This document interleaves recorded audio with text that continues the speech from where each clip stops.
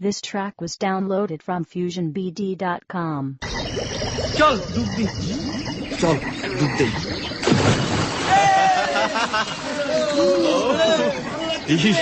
Super super, আরে শেষ ছেলেবেলার আনন্দ, তাই না?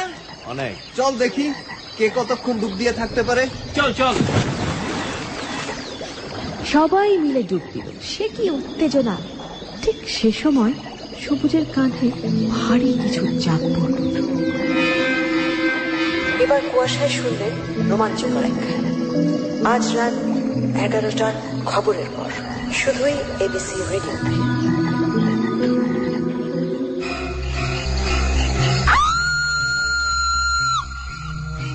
কুয়াশা, কুয়াশা।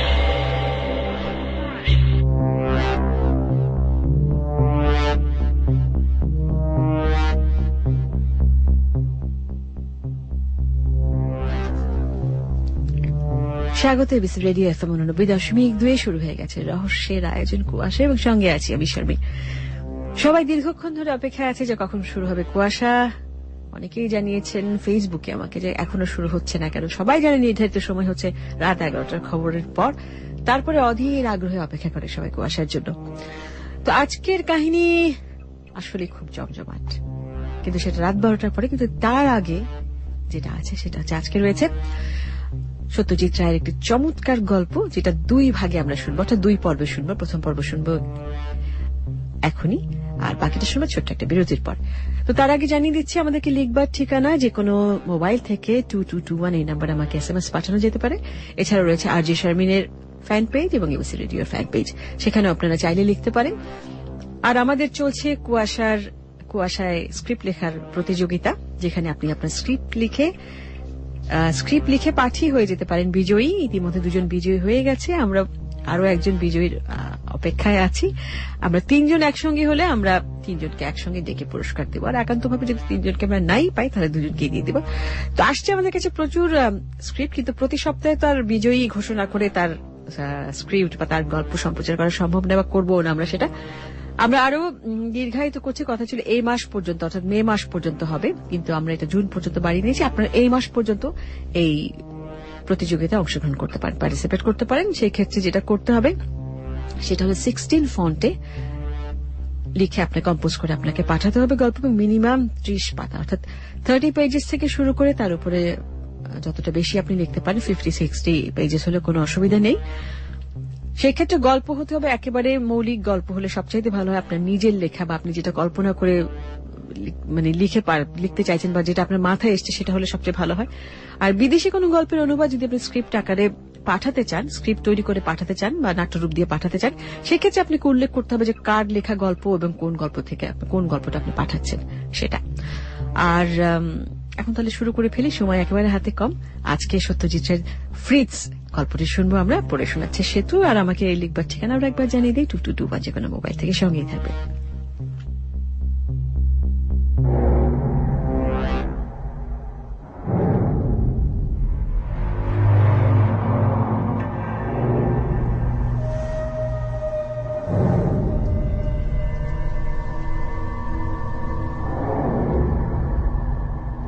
জয়ন্তর দিকে মিনিট খানিক তাকিয়ে থেকে তাকে প্রশ্নটা না করে পারলাম না। তোকে আজ কেমন যেন মন মরা মনে হচ্ছে, শরীর টরীর খারাপ নয় তো? জয়ন্ত তার অন্যমনস্ক ভাবটা কাটিয়ে নিয়ে একটা ছেলে মানুষই হাসি হেসে বলল, না শরীর তো খারাপ নয়, বরং অলরেডি অনেকটা তাজা লাগছে। জায়গাটা সত্যিই ভালো। তোর তো চেনা জায়গা, আগে জানতিস না ভালো? প্রায় ভুলে গেছিলাম। জয়ন্ত একটা দীর্ঘশ্বাস ফেলল।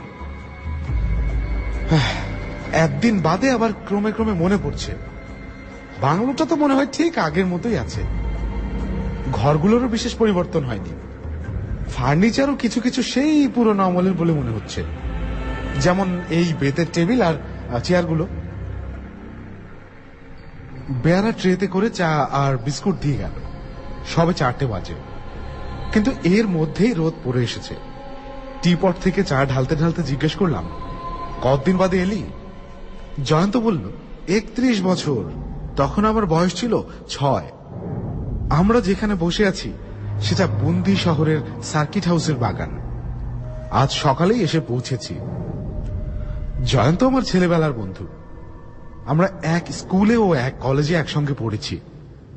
এখন ও একটা খবরের কাগজে সম্পাদকীয় বিভাগে চাকরি করে, আর আমি করি স্কুল মাস্টারি। চাকরি জীবনে দুজনের মধ্যে ব্যবধান এসে গেলেও বন্ধুত্ব টিকে আছে ঠিকই। রাজস্থান ভ্রমণের প্ল্যান আমাদের অনেক দিনের। দুজনের একসঙ্গে ছুটি পেতে অসুবিধা হচ্ছিল, একদিনে সেটা সম্ভব হয়েছে। সাধারণ লোকেরা রাজস্থান গেলে আগে জয়পুর, উদয়পুর, চিতোরটাই দেখে, কিন্তু জয়ন্ত প্রথম থেকেই বুন্দির উপর জোর দিচ্ছিল। আমিও আপত্তি করিনি, কারণ ছেলেবেলায় রবীন্দ্রনাথের কবিতায় বুদির কেল্লা নামটার সঙ্গে পরিচয় ঘটেছিল। সে কেল্লায় এতদিনে চাক্ষুষ দেখার সুযোগ হবে সেটা ভাবতে মন্দ লাগছিল না। বুন্দি অনেকেই আসে না, তবে তার মানে এই নয় যে এখানে দেখার মতো কিছুই নেই। ঐতিহাসিক ঘটনার দিক দিয়ে বিচার করলে উদয়পুর, যোধপুর, চিত্তরের মূল্য হয়তো অনেক বেশি, কিন্তু সৌন্দর্যের বিচারে বুন্দি কিছু কম যায় না। জয়ন্ত বুন্দি সম্পর্কে এত জোর দিয়ে বলাতে প্রথমে একটু অদ্ভুত লেগেছিল। ট্রেনে আসতে আসতে কারণটা জানতে পারলাম।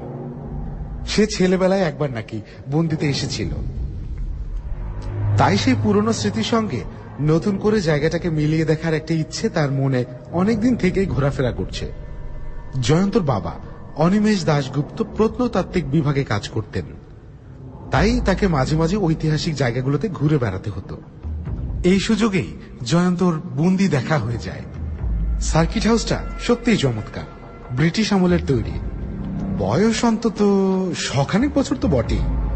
একতলা বাড়ি, টালি বসানো ঢালু ছাদ, ঘরগুলো উঁচু উঁচু, উপর দিকে স্কাইলাইট দড়ি দিয়ে টেনে ইচ্ছে মতো খোলা বা বন্ধ করা যায়।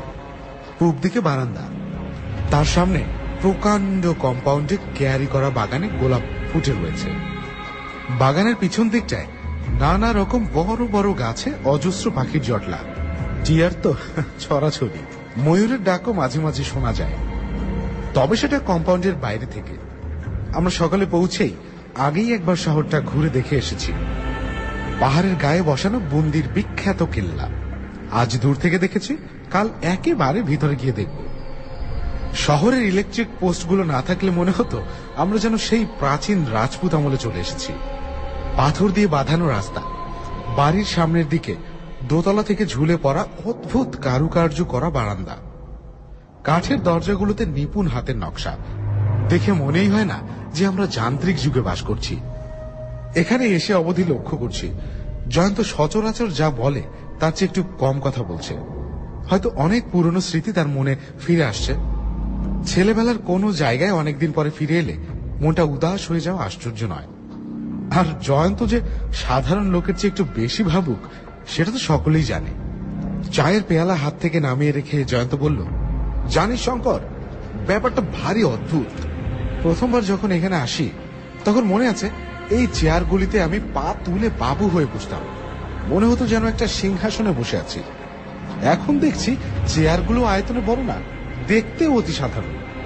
সামনের যে ড্রয়িং রুম সেটা এর দ্বিগুণ বড় বলে মনে হতো। যদি এখানে ফিরে না আসতুম তাহলে ছেলেবেলার ধারণাটাই কিন্তু টিকে যেত। আমি বললাম, এটাই তো স্বাভাবিক। ছোটবেলায় আমরা থাকি ছোট, সেই অনুপাতে আশেপাশের জিনিসগুলোকে বড় মনে হয়। আমরা বয়সের সঙ্গে সঙ্গে বাড়ি, কিন্তু জিনিসগুলো তো বাড়ে না। চা খাওয়া শেষ করে বাগানে ঘুরতে ঘুরতে জয়ন্ত হঠাৎ হাঁটা থামিয়ে দিয়ে বলে উঠল, দেবদারু।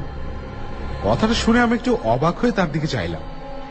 জয়ন্ত আবার বলল, একটা দেবদারু গাছ ওই ওদিকটায় থাকার কথা। এই বলে সে দ্রুত বেগে গাছপালার মধ্য দিয়ে কম্পাউন্ডের কোণের দিকে এগিয়ে গেল।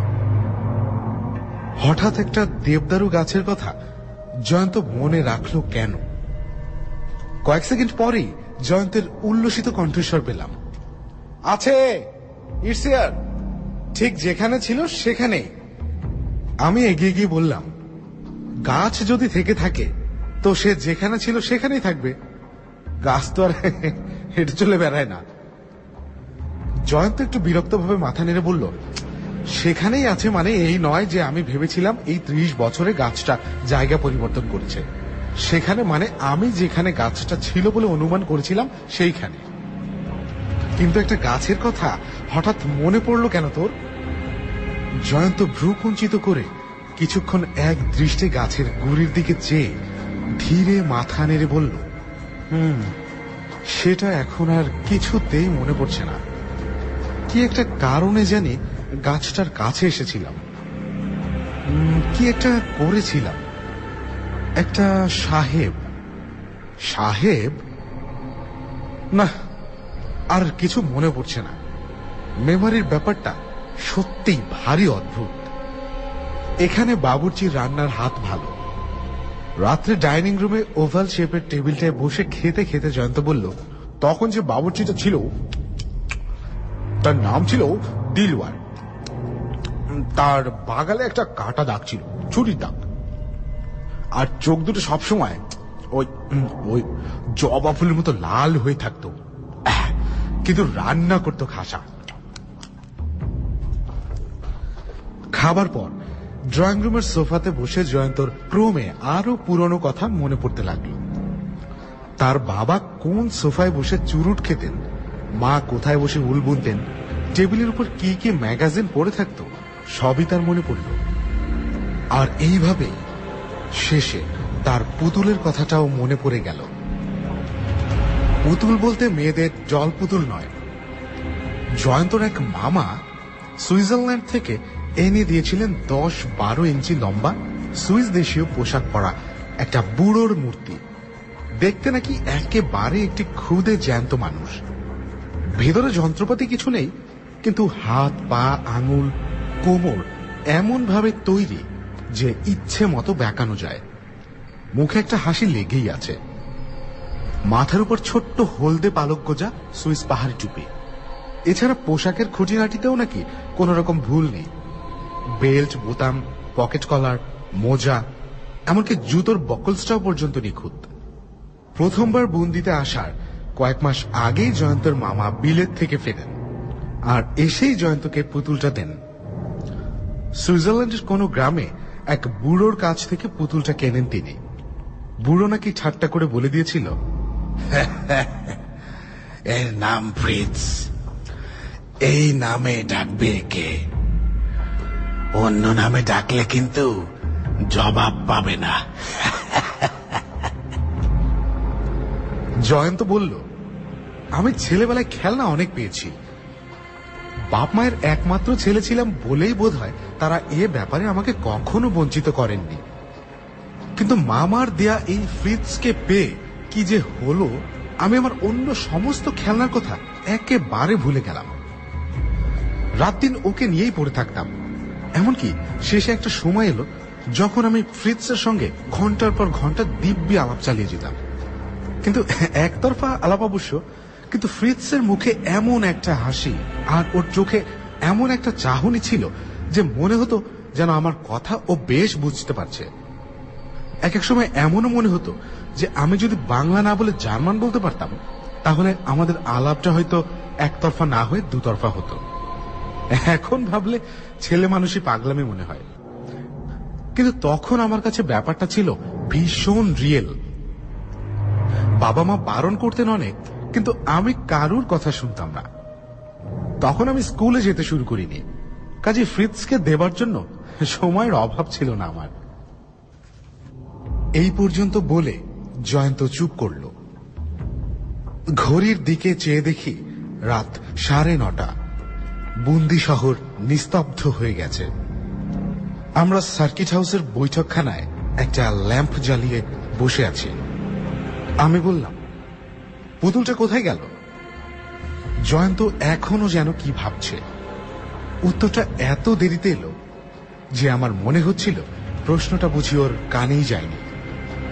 পুতুলটা বন্দিতে নিয়ে এসেছিলাম, এখানে নষ্ট হয়ে যায়। নষ্ট হয়ে যায়? আমি প্রশ্ন করলাম, কিভাবে? জয়ন্ত একটা দীর্ঘশ্বাস ফেলে বলল, একদিন বাইরে বাগানে বসে চা খাচ্ছিলাম আমরা। পুতুলটাকে পাশে ঘাসের উপর রেখেছিলাম। কাছে কতগুলো কুকুর জটলা করছিল। তখন আমার যে বয়স, তাতে চা খাবার কথা নয়, কিন্তু জেদ করে চা নিয়ে খেতে খেতে হঠাৎ পেয়ালাটা কাত হয়ে খানিকটা গরম চা আমার প্যান্টে পড়ে যায়। বাংলোয় এসে প্যান্ট বদল করে বাইরে ফিরে গিয়ে দেখি পুতুলটা নেই। খোঁজাখুঁজির পর দেখি আমার ফ্রিজকে নিয়ে দুটো রাস্তার কুকুর দিব্যি টাগ অফ ওয়ার খেলছে। জিনিসটা খুবই মজবুত ছিল, তাই ছিঁড়ে আলগা হয়ে যায়নি। তবে চোখ মুখ ক্ষত বিক্ষত হয়ে জামা কাপড় ছিঁড়ে গিয়েছিল। অর্থাৎ আমার কাছে ফ্রিজের আর অস্তিত্বই ছিল না। হি ওয়াজ ডেড।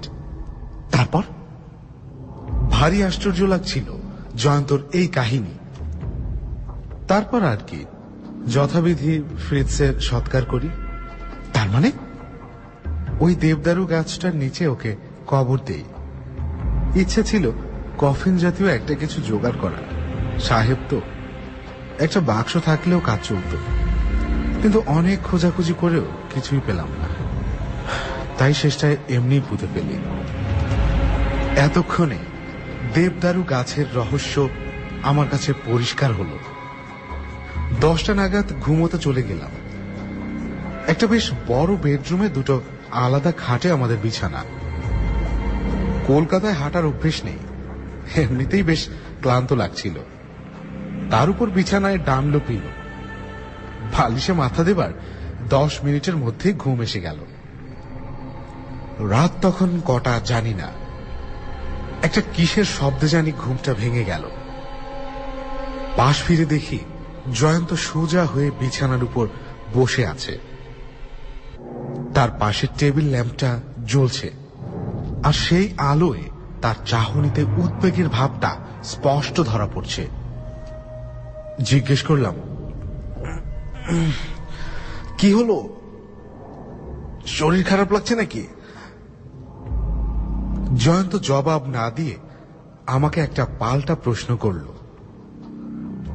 সার্কিট হাউসে বেড়াল বা ইঁদুর জাতীয় কিছু আছে নাকি? বললাম, থাকাটা কিছু আশ্চর্য না, কিন্তু কেন বলতো? বুকের উপর দিয়ে কি যেন একটা হেঁটে গেল, তাই ঘুমটা ভেঙে গেল।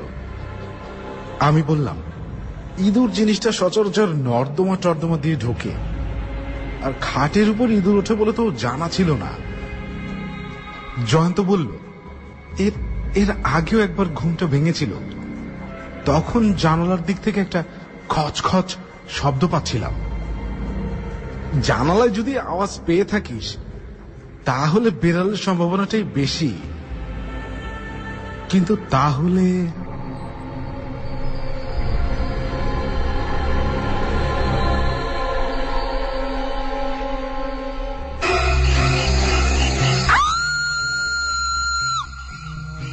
কুয়াশা, কুয়াশা, কুয়াশা, কুয়াশা।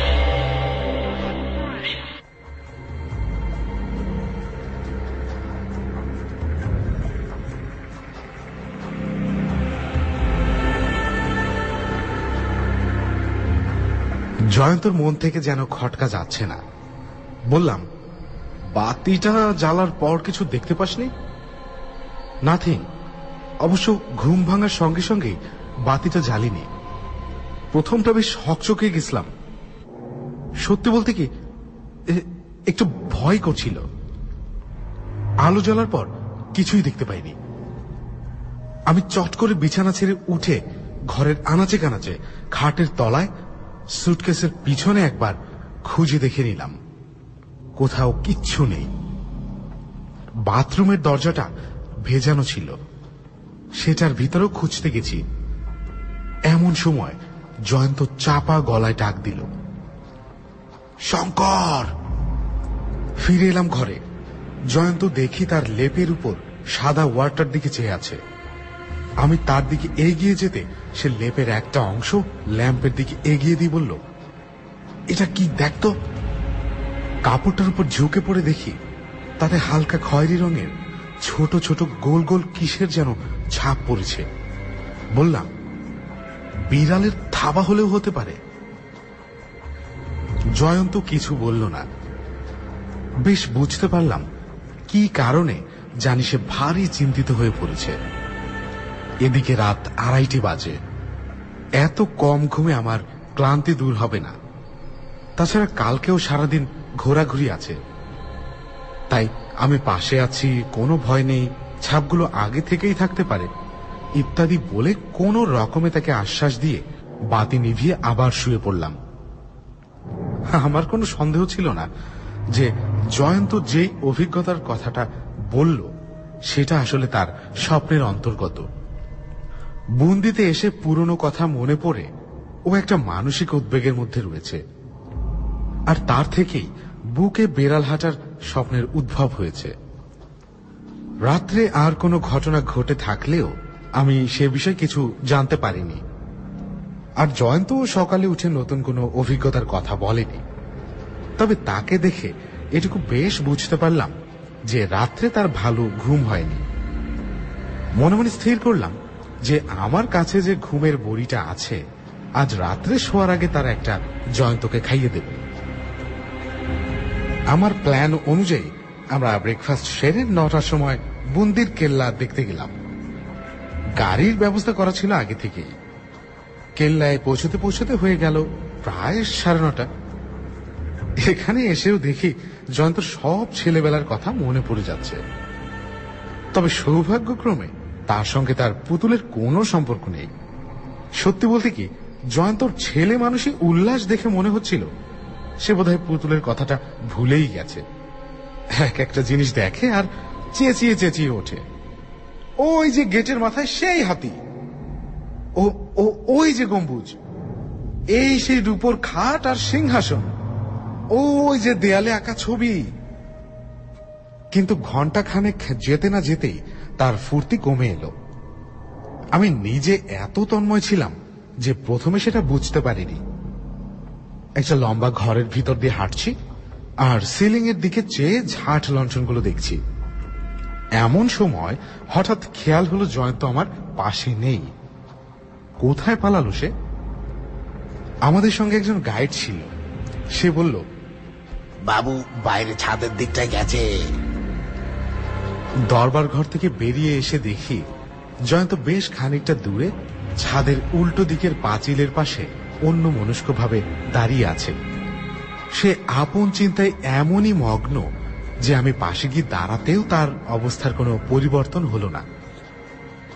শেষটায় আমি নাম ধরে ডাকতে সে চমকে উঠল। বললাম, কি হয়েছে তোর, ঠিক করে বলতো।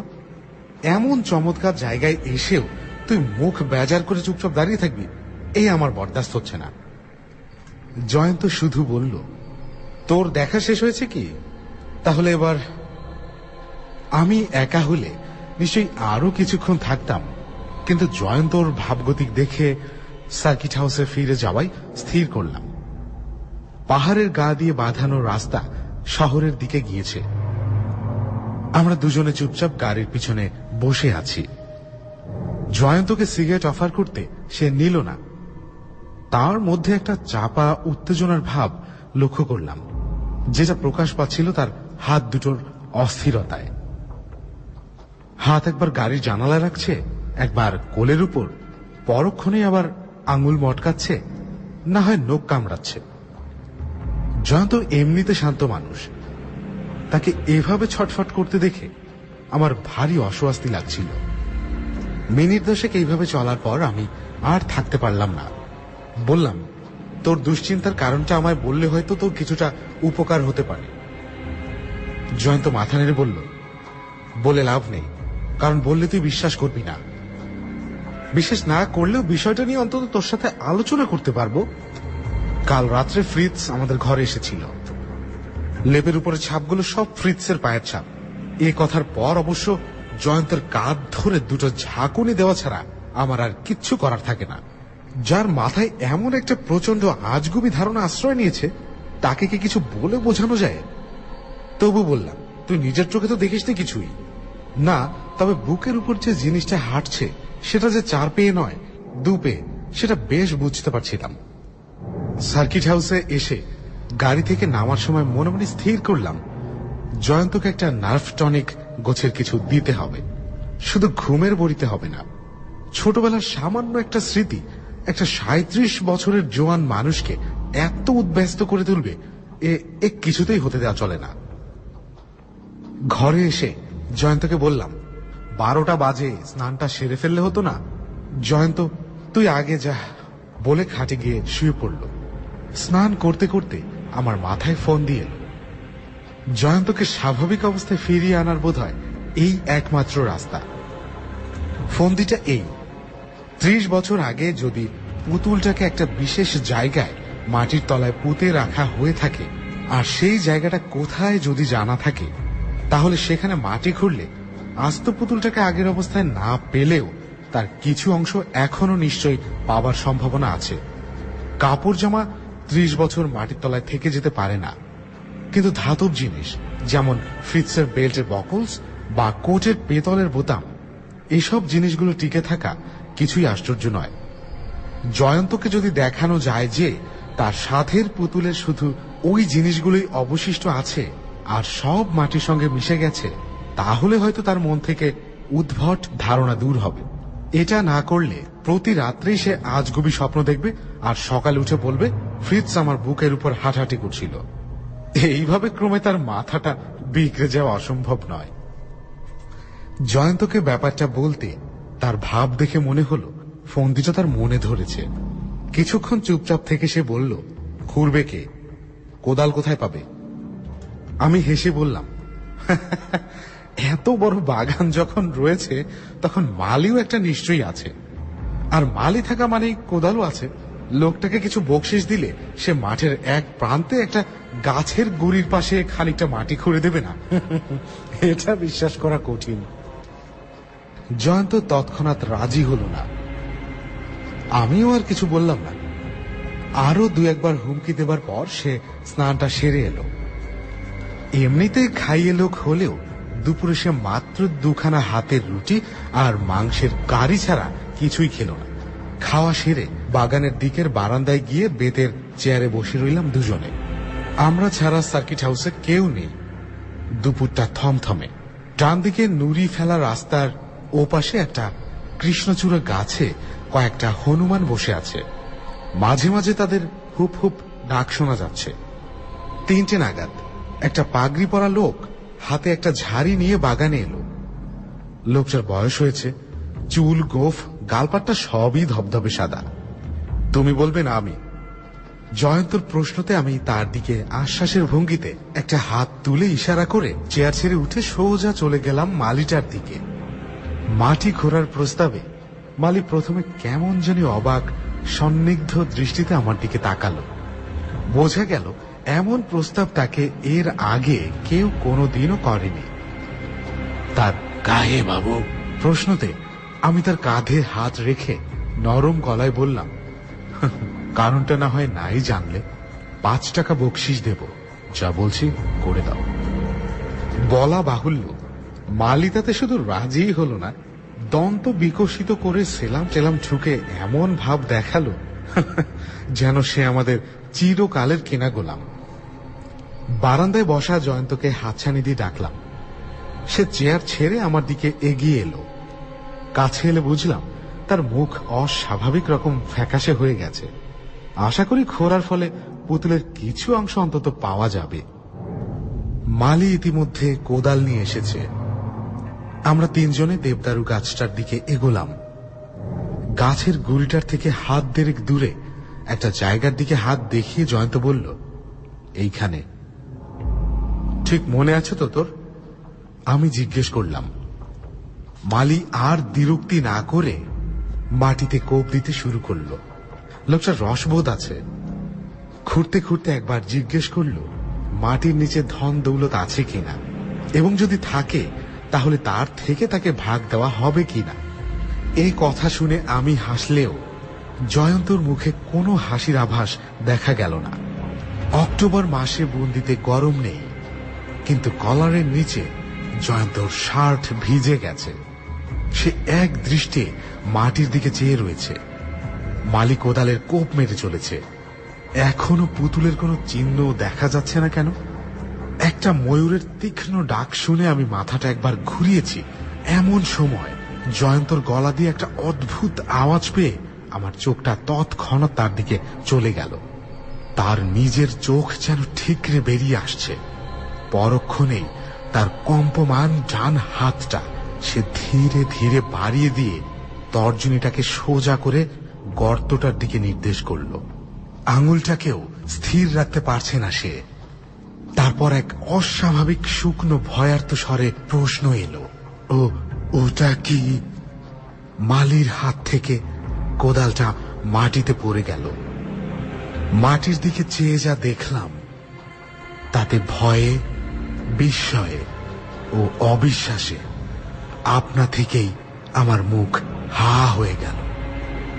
দেখলাম গর্তের মধ্যে ধুলো মাখা অবস্থায় চিত হয়ে হাত পা ছড়িয়ে পড়ে আছে একটি 10-12 ইঞ্চি ধবধবে সাদা নিখুঁত নরকঙ্কাল।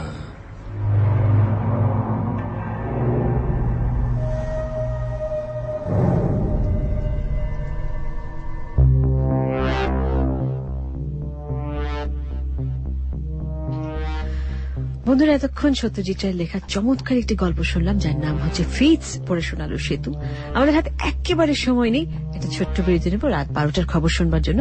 তারপর আবারও ফিরে আসছি শারমিন কুয়াশায়, কুয়াশার মূল আয়োজন নিয়ে। সঙ্গেই থাকবেন লিখে পাঠাবার ঠিকানা যে কোনো মোবাইল থেকে 2221।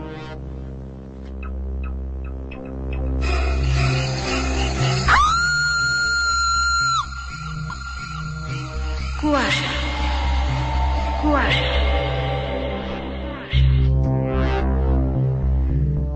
আরো একবার স্বাগত কুয়াশায়, সাথে আছে শারমিন, আর শুনছেন এবিসি রেডিও FM 89.2। গল্পে যাওয়ার আগেই জানিয়ে দিচ্ছি, সিম্ফনি দিচ্ছে ব্রাজিল ঘুরে আসার আকর্ষণীয় সুযোগ। বাংলালিংক গ্রাহকরা ফুটবল অ্যালার্ট সার্ভিস সাবস্ক্রাইব করে অংশগ্রহণ করো কুইজে এবং সিম্ফনি W22, W32, W85 এবং T7i ট্যাব থেকে যে কোনো একটি কিনে সংগ্রহ করে নাও 1000 bonus points. Football alert service subscribe করতে FS স্পেস স্টার্ট লিখে পাঠিয়ে দাও 3333 এই নম্বরে, যে কোনো বাংলা লিংক নাম্বার থেকে। আরো বিস্তারিত জানতে ভিজিট করো www.symphonytriptobrazil.com এই ঠিকানায়। তো আজকে আমাদের কুয়াশার মূল গল্প শুরু হচ্ছে এখন। আজকের গল্পটি আমাদের জন্য লিখেছেন সৈয়দা ফারজানা জামান রুম্পা। রুম্পা লিখেছেন আজকের এই গল্পটি খুব চমৎকার গল্প। আমরা প্রথম পর্বটি এখন শুনবো, বাকি শেষ পর্বটি শুনবো আমরা একটা ছোট্ট বিরতি দিয়ে। তারপর কিন্তু তার আগে কিছু SMS পড়বার সময় পাবো কিনা আমি জানি না, মনে হয় এখন পাচ্ছি না সময়। গল্প শুরু হতে ইতিমধ্যে দেরি হয়ে গেছে। আমি সময় করে এক ফাঁকে পড়ে দেবো অথবা ফিরে এসে সবার SMS পড়বো। তো সঙ্গেই থাকবেন। শুরু হচ্ছে আজকের কুয়াশার মূল কাহিনী এবং লিখেছেন রুম্পা সৈয়দা ফারজানা জামান।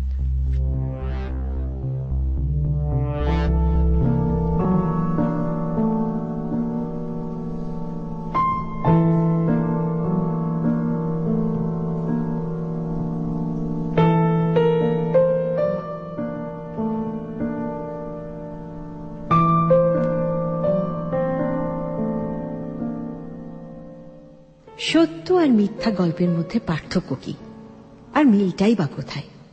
খুবই সহজ। মিল হলো দুটোই কম বেশি মাত্রায় অলিক, তা না হলে কি আর গল্প হতো? আবার পার্থক্য হলো একটি সত্য আবার একটি মিথ্যা। অর্থাৎ গল্পটার মাঝে সূক্ষ্ম একটি পার্থক্য আছে অলিক আর লৌকিকতার মাঝে। এখন প্রশ্ন হলো, কে এই সূক্ষ্ম পার্থক্য ধরতে পারে? সে কি আসলেই ধরতে পারে, নাকি পরিস্থিতির শিকার হয়ে কোনো কোনো সময় বের হয়ে আসতে পারে রহস্যের কুয়াশা থেকে?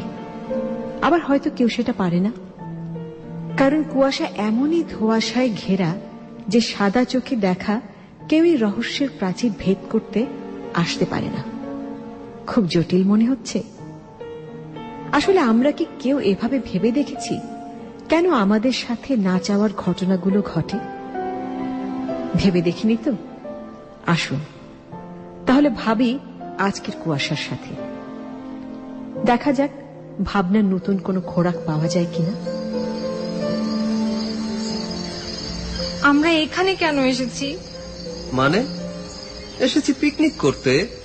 এই জঙ্গলে কেউ পিকনিকে আসে? তোমার কথা শুনে মনে হচ্ছে আমরা আমাজনের জঙ্গলে এসেছি। উফ, জঙ্গল জঙ্গলি। এই রাতে গাজীপুরের শালবন আমার কাছে আমাজনের থেকে কম কিছু মনে হচ্ছে না। আশ্চর্য রুবি, এতটা ভয় পাওয়ারও কিছু নেই। বরং যে কারণে এসেছি সেটা উপভোগ করো, এই জোছনাকে উপভোগ করো। দেখো অনেস্টলি আমি এই জোছনা উপভোগ করতে পারছি না। আমি কবি না, সাহিত্যিক না। এভাবে বনের মাঝে কোনো বিপদে পড়লে কে আসবে উদ্ধার করতে শুনি? প্লিজ রুবি, এত রোমান্টিক একটা ডেটে আসলাম, আর এখানে এসে তোমার সেই সোকল্ড ভয়। এত ভয় পেয়ে কি হবে? আমি ভীতু, কি করব বলো? এই কারণে তো আর ডিভোর্স হতে পারে না। আচ্ছা আচ্ছা, চলো চলে যাই। তার আগে প্রিন্সেসকে একটা কথা বলতে পারি? কি? আজকে আমাদের ডেট করার 1000তম দিন পূর্ণ হলো। এজন্য আজ তোমাকে পূর্ণিমা দেখাতে নিয়ে এসেছিলাম। তুমি আগে বলবা না, আমি তো একদম ভুলে গেছিলাম। আমি বলবো, আমি তো ভেবেছিলাম তোমার মনে আছে। যাই হোক, ভয়টা বোধহয় বেশিই পেয়েছো, তাই তারিখ ভুলে গেছো। সরি। তবে হ্যাঁ, বিষয় আরো আছে। কি? আবার কি?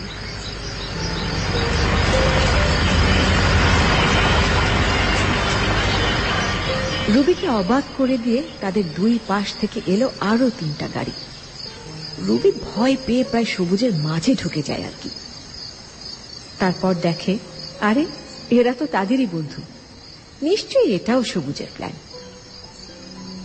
রুবির চোখ দুটো ভিজে যায়। কি যে অসম্ভব ভালো লাগছে তার। শহর থেকে দূরে জ্যোৎস্না রাতে সবুজ তাকে নিয়ে এসেছে কেবল সারপ্রাইজ দিতে। বিয়ের পরেও এত রোমান্টিসিজম, ভাবতেই আরো ভালো লাগছে রুবি। যদিও তাদের বিয়ের পর বেশি দিন হয়নি, তারপরও বিয়ে নিয়ে মেয়েরা যেভাবে বলে বিয়ের পরে নাকি স্বামীরা একেবারে উল্টে যায়, সেখানে পরিচয়ের মাত্র 1.5 মাসের পর রিয়েল বিয়ের পর বিয়ে, আর তারপর দেখতে দেখতে প্রায় 2.5 বছর, কম না। এর মাঝে কত কিছু ঘটে গেল। তারপরেও সবুজ এখনো সে আগের মতো রুবিকে আগলে রেখেছে। মাঝে মাঝে রুবি নিজেকে আয়নায় দেখলে কেঁপে ওঠে। নিজের বিভিন্ন সময়ে পিছলে পড়া অনুভূতি তাকে শাসায়, রাগায়, আবার কাঁদায়। আর সেই ঘটনা সব ভুলে সবুজ তাকে নিয়ে এসেছে বন্ধুদের নিয়ে রাতে জ্যোৎস্না উদযাপন করতে তাদের প্রথম দেখার 1000তম দিন। রুবি কিছুই বলতে পারছে না, আর ওদিকে সবুজ বন্ধুর হাত থেকে গিটার নিয়ে গান ধরে। নীলাঞ্জনা ওই নীল নীল চোখে চেয়ে দেখো না, তোমার ওই দুটি চোখে আমি হারিয়ে গেছি। আমি বোঝাতে তো কিছু পারি না, নীলাঞ্জনা।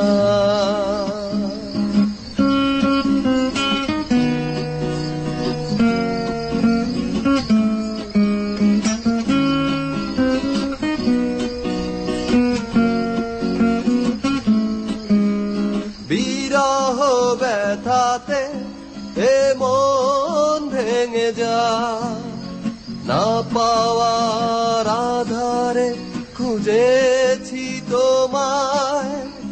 কতগুলো ফাগুন গিয়েছে ফিরে, আশাগুলো কেঁদেছে তোমার দ্বারে।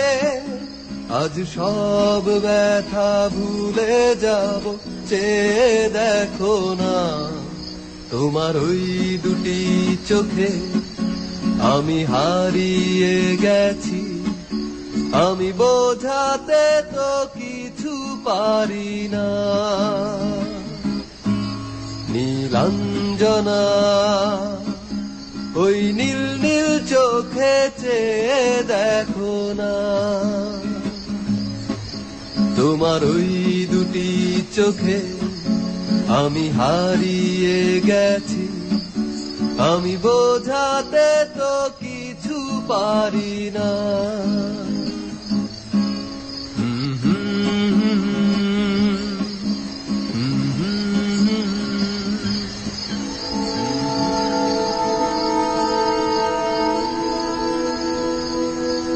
ওই শোন না, রাত কিন্তু অনেক হইছে, প্রায় 1:30 বাজে। কখন ফিরবি? আরে অসুবিধা নেই, এই এলাকার পুলিশকে বলে দিয়েছি, ওরা খবরাখবর রাখছে। ওরা জানে আমরা এসেছি এখানে একটু মজা করতে। আচ্ছা শোন, বনফায়ারের আগুন কিন্তু নিভে গেল প্রায়, ব্যাকআপ আছে তো? সে তো তোর বরের আনার কথা ছিল।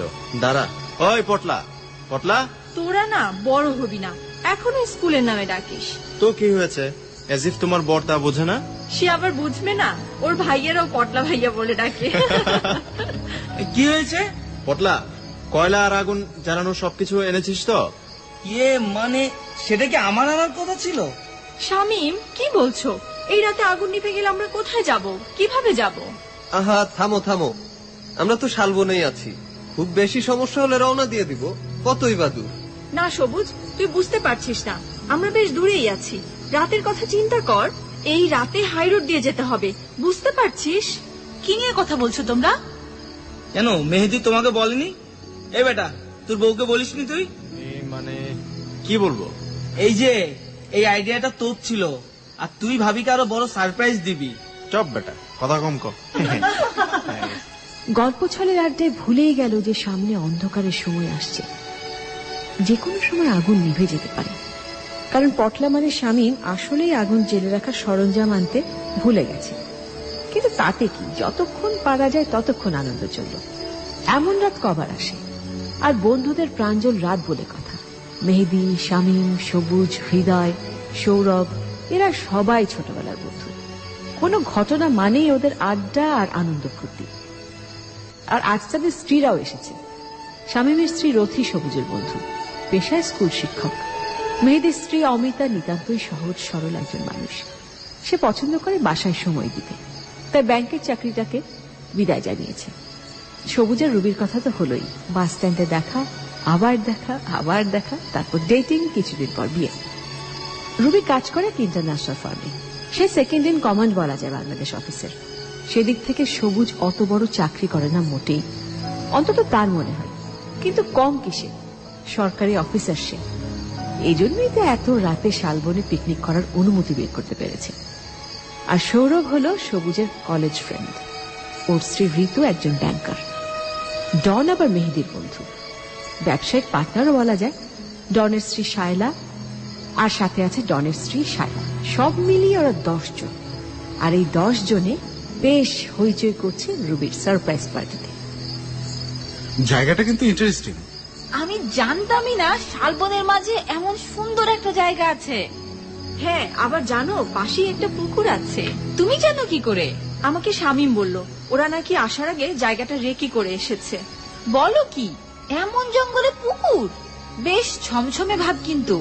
আরে এই দিক দিয়ে না সেই মাথা কাটা রাজার বাসাতে যাওয়া যায়? আমাকে ভয় দেখিও না প্লিজ। কি বলছো এসব? আরে বাবা, এগুলো শোনা কথা। কোন এক রাজা ছিল, কোন যুদ্ধে গিয়ে নাকি সে আহত হয়ে ফিরে আসে। তখন মহল যেন কেউ আয়ত্তে নিতে না পারে, তাই সিঁড়ির গোড়ায় সে ঘোড়ার উপর বসে থাকে। তারপর আর কি, দূর থেকে প্রতিপক্ষ এক কোদাল ছুঁড়ে মারে, আর রাজার মাথা ছিটকে পড়ে শরীর থেকে, ঝুলতে থাকে মহলের সিঁড়িতে বানানো সিংহটার মাথায়। শুধু তাই না, লোকে বলে পূর্ণিমা রাতে নাকি রাজার মাথাওয়ালা এক সিংহ ঘুরে বেড়ায়। ওরে বাবারে, আমি এখানে আর এক মুহূর্তও থাকবো না, আমাকে এক্ষুনি নিয়ে চলো। হাসছো কেন? ঋতু ভয় পাচ্ছে, দেখছো না? ঋতু, সৌরভ, তুমি কি মজা করলে? তুমি জানো না আমি এগুলো ভয় পাই। Sourav, now that was enough. Seriously, Ritu ভয় পাচ্ছে। সরি ডিয়ার ওয়াইফি, এই রাতে তোমাকে ভয় দেখানোর লোভটা আর দমাতে পারলাম না। সৌরভ, তুমি জানো না আজ তুমি কি করেছো? প্লিজ আমার সাথে আর কথা বলবে না। ঋতু, ঋতু, আহা। নাও সামলাও, আমি গেলাম। ঋতু ভীষণ ক্ষেপে গেল। এটা কোনো কথা? এই রাতে এমনিতে যেখানে খোলা বনের মাঝে রাত কাটাতে হচ্ছে, আশেপাশে আপাত দৃষ্টিতে কিছুই নেই, সেখানে এই ধরনের গল্প একেবারে বেরসিকের মতো মনে হচ্ছে ঋতুর। আসলে সৌরভটা এমনই। ওরা বিয়ে করেছে প্রায় 1 বছর, কিন্তু সৌরভকে এখনই ঠিক বুঝে উঠতে পারেনি ঋতু। কেন যেন মনে হয় সৌরভ ওকে একদম পছন্দই করে না। কেন যে সৌরভ ওকে বিয়ে করতে চেয়েছিল, সেটাও একটা বিশাল প্রশ্ন এখন ঋতুর জীবনে। ঋতুর কান্না পাচ্ছে রীতিমতো। বন্ধুর বউয়ের সামনে এমন না করলেই পারত সৌরভ। রাগ করে ঋতু ওদের কাছ থেকে একটু দূরে গিয়ে বসল। ভাল লাগছে না তার। ঋতু যেখানে বসে আছে তার ঠিক পেছনে অশ্বত্থ গাছ। অশুদ্ধ গাছটার জেগে ওঠা শেকড়ের ওপর হাঁটু দুটো বুকের উপর মুড়ে ঋতু বসে রইল। মন মেজাজ এতই খারাপ তার যে সে খেয়ালও করল না যে বেশ দূরেই চলে এসেছে দলটার কাছ থেকে। আসলে রেগে গেলে না মানুষের বোধ হারিয়ে যায়, যেমন ঋতুর মন থেকে হারিয়ে গেছে ভয় নামক অনুভূতিটা। সে যে একটা ভয়ঙ্কর গাছের নিচে বসে আছে সেটা সে বুঝতেই পারছে না। গাছটার ছায়াটাও ওর উপরে, গাছের ছায়াটা এমন ভাবে তার মাথার উপর পড়েছে যেন মনে হচ্ছে কোনো বিশাল মাথায় মুকুট পরা একটা মুকুট, রাজার মুকুট। সেই রাজা, সেই মস্তকহীন রাজা।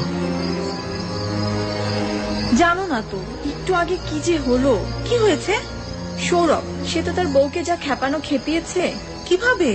আর বলো না, কোন এক ভূতের গল্প বলে। কি বলো রথি? আমিও কিন্তু ভূতের গল্প শুনেছি জানো। প্লিজ বলো না যে এই এলাকা নিয়ে। সরি রথি, আসলে এই এলাকা নিয়েই। আমি শুনেছি পূর্ণিমা রাতে এই এলাকায় দোষ আছে। অমিতা, তুমি না ব্যাংকার ছিলে, কি বলছো এসব?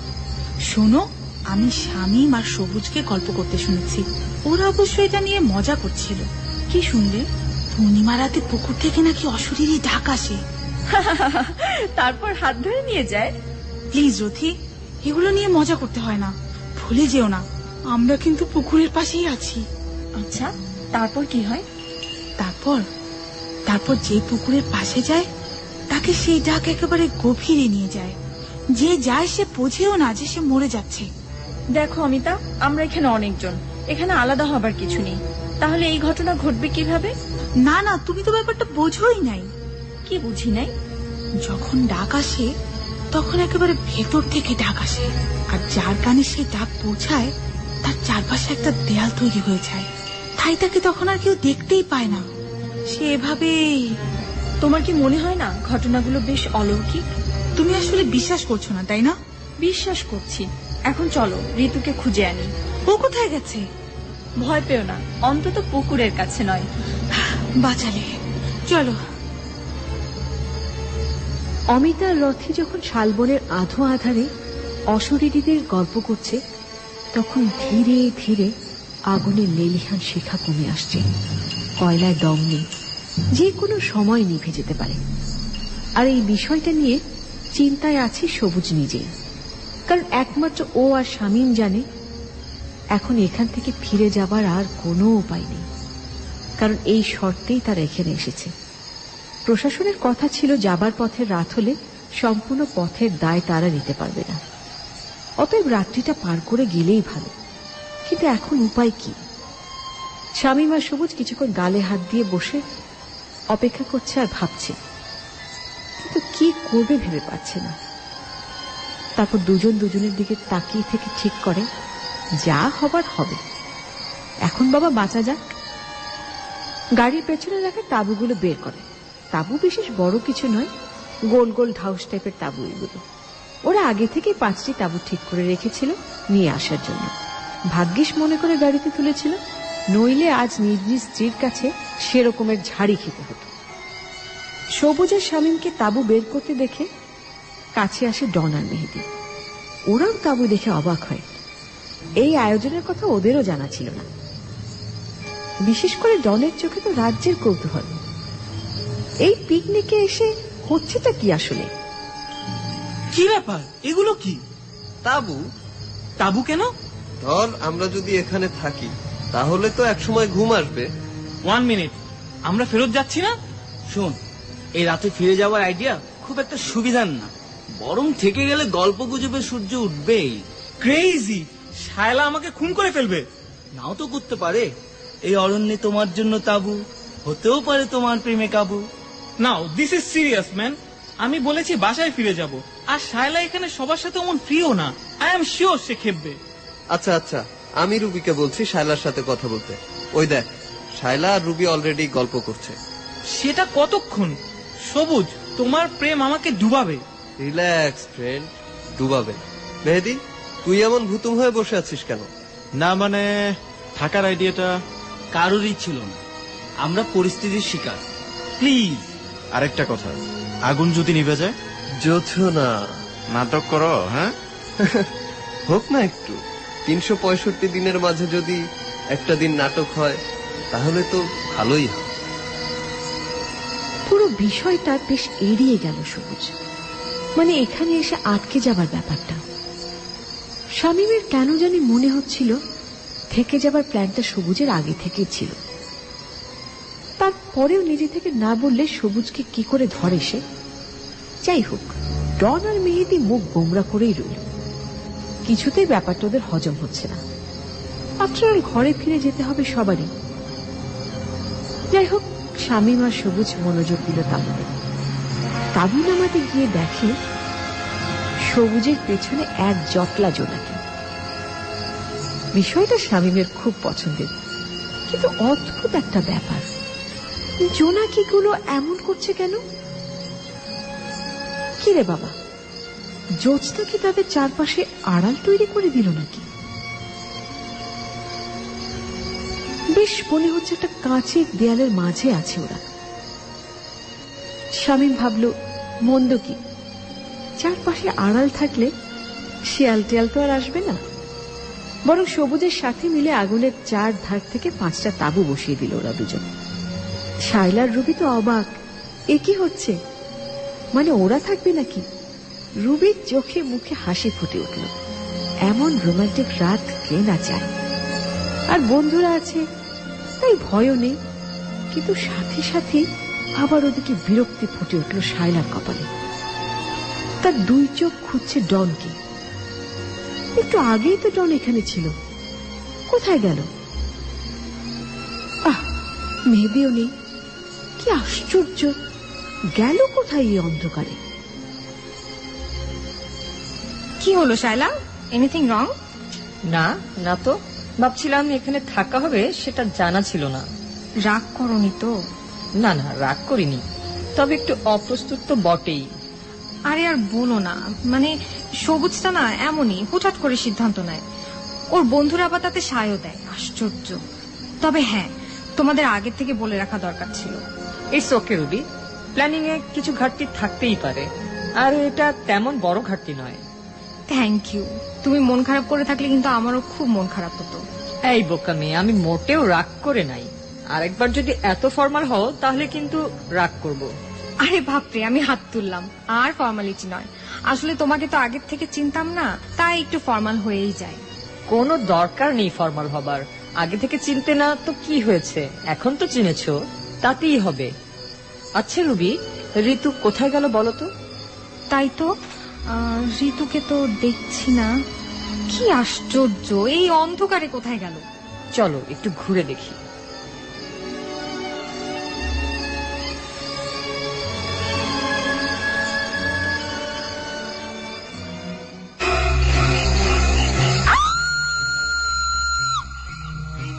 কুয়াশা, কুয়াশা, কুয়াশা। বন্ধুরা, একটু আগে শুনছিলাম আমরা আজকের কুয়াশার মূল গল্পের প্রথম পর্ব। সেখানে আমরা দেখলাম যে কয়েকটা কাপল গেছে শালবনে বেড়াতে। একটা কাপলের ম্যারেজ অ্যানিভার্সারি ছিল, সেই উপলক্ষে সে তার ওয়াইফকে, একজন তার ওয়াইফকে সারপ্রাইজ দেবে বলে সব বন্ধু বান্ধবকে নিয়ে গেছে। এবং সেখানে কেমন যেন একটা গা ছমছমে ভাব, কিছু একটা ঘটবে বা ঘটতে যাচ্ছে সেরকম একটা কিছু দেখতে পাচ্ছি, কিন্তু এখনো কিছু ঘটেনি। তো কি আছে, কি হবে বা কি ঘটতে যাচ্ছে সেটা আমরা জানবো পরের পর্বে। কিন্তু তার আগে জানিয়ে দিয়ে যাচ্ছি, সিম্ফনি দিচ্ছে ব্রাজিল ঘুরে আসার আকর্ষণীয় সুযোগ। বাংলা লিগ গ্রাহকরা ফুটবল অ্যালার্ট সার্ভিস সাবস্ক্রাইব করে অংশগ্রহণ করো কুইজ এবং সিম্ফনি W22, W32, W85 এবং T7i ট্যাব থেকে যে কোনো একটি কিনে সংগ্রহ করে নাও 1000 bonus points. Football alert service subscribe করতে FS স্পেস স্টার্ট লিখে পাঠিয়ে দাও 3333 নম্বরে, যে কোনো বাংলা লিগ নাম্বার থেকে। আরো বিস্তারিত জানতে ভিজিট করো www.symphonyphonetriptobrazil.com এই ঠিকানায়। আর চলে যাব এখন কুয়াশার যেটুকু গল্প শুনলাম তারপর বাকি গল্পটা শুনবার জন্য তার পরের পর্বে আমার সঙ্গেই থাকুন। আমাকে লিখে পাঠাবার ঠিকানা জানিয়ে দিই, যেগুলো মোবাইল থেকে 2221 এই নাম্বার। আর যে শারমিন আছি আপনার সঙ্গে কুয়াশা, আর শুনছেন এবিসি রেডিও FM 89.2।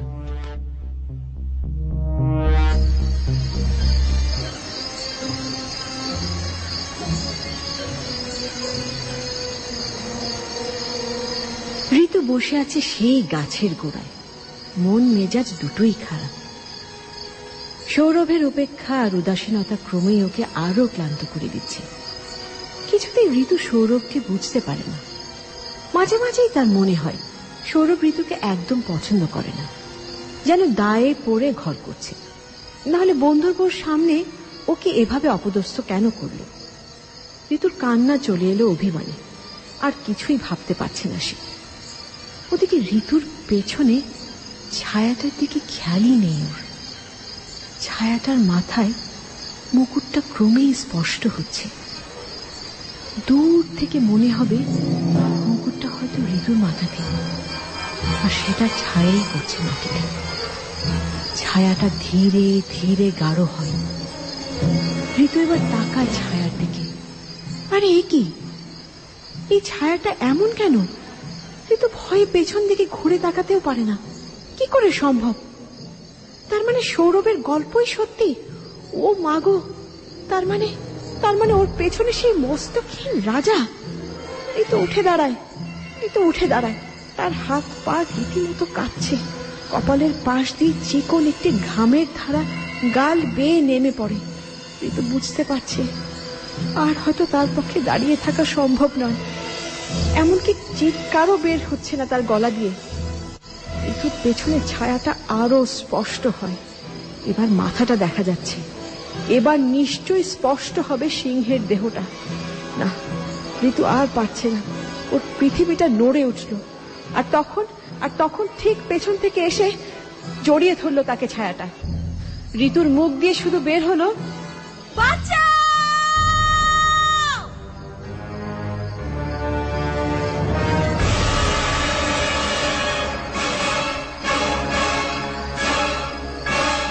ঋতু, আমি মানে? আরে আমি তোমাকে ধরলাম। তুমি এত জোরে চিৎকার দিয়ে উঠলে কেন? কি হয়েছে? চিৎকার শুনলাম, ঘটনা কি রে? আরে থাম, ঘটনা কিছুই না। ঋতু এখানে একা একা বসেছিল। আমি মোটামুটি পিছন থেকে আসছিলাম, আর ওকে ধরতেই ও চিৎকার করে উঠল। তোর মাথায় কি রে? ও মাথায়? আচ্ছা, না মানে আমি একটা গল্প ফেলেছিলাম, রাজার গল্প। রাতে সবাইকে ভয় দেখাবো বলে এই মুকুটটা বানিয়ে নিয়ে এসেছিলাম। তুমি কি আমাকে সিরিয়াসলি মেরে ফেলতে চাও? এ কি বলছো ঋতু? এটা সিম্পল মজা। এটা মোটেও সিম্পল মজা নয়। আমার আরেকটু হলে দম বন্ধ হয়ে যেত। তুমি জানো আমি ভূতের ভয় পাই। কেন তাহলে আমার কথা তুমি বিশ্বাস করো না? নাকি বিশ্বাস করে আমাকে তোমার জীবন থেকে বিদায় করতে This track was downloaded from FusionBD.com. চাও? কি শুরু করলো ওদের সামনে? আমি শুরু করেছো তুমি। তোমার ফালতু ফাজলামি আমি আর নিতে পারছি না। আমি বাসায় যাব, তারপর আমি তোমার ব্যাপারে সিদ্ধান্ত নেব। আরে আজব তো। থামো সবুজ, আমরা কি এখন যেতে পারবো? শোনো, এত রাত হয়ে গেছে, এখন হাইওয়েতে বের হওয়া একটু রিস্কি। প্লিজ, বুঝতে পারছো, সূর্যটা উঠলেই বের হয়ে যাবে। আগে বলো, সৌরভ কি জানতো এখানে থাকার কথা? হ্যাঁ, জানতো। ঠিক আছে। এই উত্তর শুনে রাগে গটমট করতে করতে ঋতু চলে গেল রুবিদের দিকে। আর বোকার মতো দাঁড়িয়ে থাকে সৌরভ, মেহেদি আর সবুজ। সবুজ একবার কটমট করে তাকায় সৌরভের দিকে। তার প্ল্যান এমন চৌপাট হতে দেখে বিরক্ত লাগছে।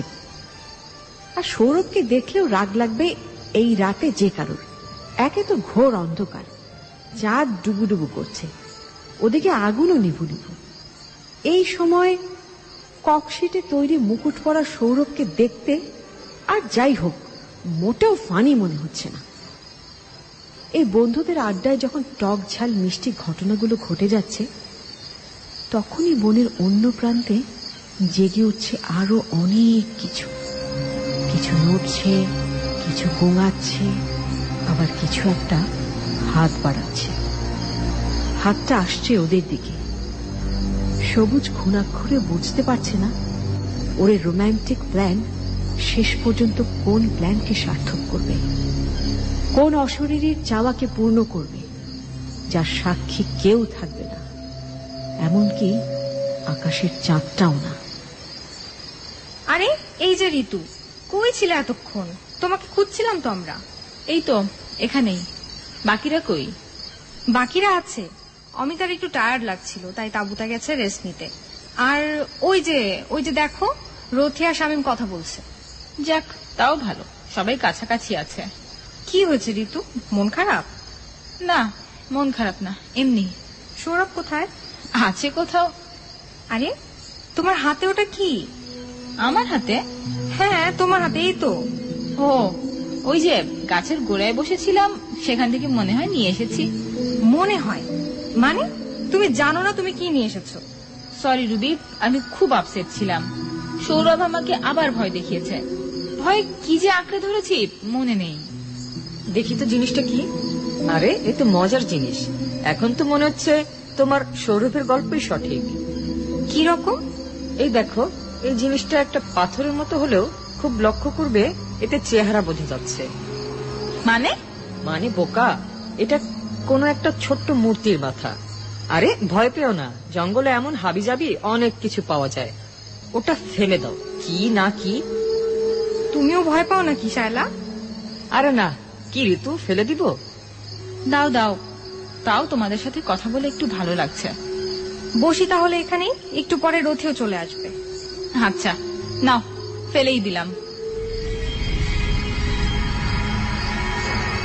ঋতু হাতের সেই পাথরটা ঘাড় ঘুরিয়ে পেছনে ফেলে দিল। আসলে ও জানে না কি করে আর কখন ওর হাতে পাথরটা আসে। কি অদ্ভুত আর কুৎসিত যে দেখতে জিনিসটা। ইয়াক! ঋতু, রবি আর শায়লা বসে আছে একটা ছোট্ট গাছের গুঁড়ির উপরে। পাথরটা ফেললো পেছনে, কিন্তু ওরা একটা জিনিস লক্ষ্যই করবে না। ওদের পেছনে মাটিটা চোখের পলকে নরম হয়ে গেল। পাথরটা পড়তে পড়তে মাটিটা হা করে পাথরটা গিলে ফেলল। মাটির মাঝে হামকটা স্পষ্ট, কেমন যেন একটা হাত পা ছড়ানো ভাব এই মাটিটার মাঝে। মনে হচ্ছে একটা চোরা বালি গড়িয়ে বেড়াচ্ছে ওদের চারপাশে। কে জানে এও সৌরভের কোনো কৌশল কিনা কে জানে।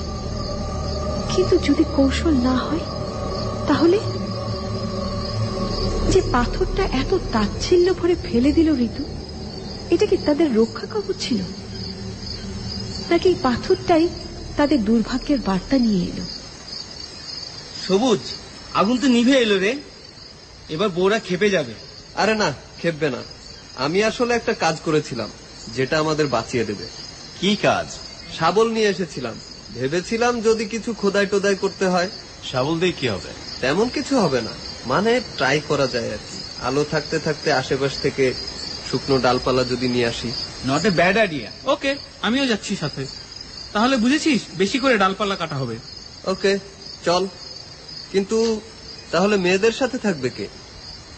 সৌরভ থাকুক না, এমনি ওকে বউ সামলাতে হবে। ওর বউ সিরিয়াস বিগড়াইছে। ভালো লাগে বল এমন একটা চমৎকার আয়োজনে ঘরোয়া রাগারাগি? চমৎকার পরিবেশ বলো না, বুঝলে মামা? এটা তুমি কাউরে বলছো, কাউরে বলো নাই। এভাবে তো হবে না, তাই না? শোন, সবাই জানতো, শুধু শায়লা ভাবি, ডন আর ঋতু ছাড়া। আচ্ছা, ব্যাপার হলো এসব নিয়ে কথা না বলে চল এবার কাজে যাই। আগুন নিভে গেলে একজনও আস্ত রাখবে না, বলে দিলাম। চল চল। অমিতা এতক্ষণে ঘুমে প্রায় নাক ডাকছে। বেচারা কখনোই রাত জাগতে পারে না। ওর জন্য প্রতিদিন রাতে 8 ঘন্টা ঘুম মাস্ট। আর ওদিকে ঋতুর মুখ তখনও ভার। সে আসলেই সৌরভের সাথে একটা দফা রফা করেই দেবে, তা না হলে হচ্ছে না। অনেক হয়েছে, দিনের পর দিন এমন অপমান কত সহ্য হয়। আর ওদিকে শায়লা ধীরে ধীরে ফ্রি হচ্ছে রুবির সাথে। রুবি মেয়েটা খুব ইন্টারেস্টিং। এত বড় চাকরি করে, অথচ কোনো অহংকার নেই। ছাপোষা স্বামীর সাথে কতই না সুখে আছে। আরেক হচ্ছে ঋতু, সৌরভ তাকে পাত্তাই দিচ্ছে না। ডন এমন হলে খবর ছিল। শায়লা এসব ব্যাপারে বেশ কঠিন। আজকের ব্যাপারটা অবশ্য মাফ করা যায়, কারণ ডন আসলেই কিছু জানত না, আর এটা শায়লা বেশ বুঝতে পেরেছে। শায়লা, রুবি, রথি আর ঋতু যখন গল্প করছে, তখন বনের সেই অংশটা কেমন যেন অশরীরী একটা ছায়ায় আবদ্ধ হয়ে গেল। মনে হচ্ছে পুরো বন থেকে ওই অংশটা আলাদা। চারপাশে তৈরি হয়ে গেল এক স্বচ্ছ প্রাচীর, কুয়াশার প্রাচীর। আর প্রাচীরের ভেতর থেকে জেগে উঠতে থাকলো এক ঘুমন্ত চোরাবালি। যে চোরাবালি জেগে উঠেছে কোন এক ঘুম ভাঙানি মূর্তির পলকে। ভাঙা মূর্তি, মস্তকহীন।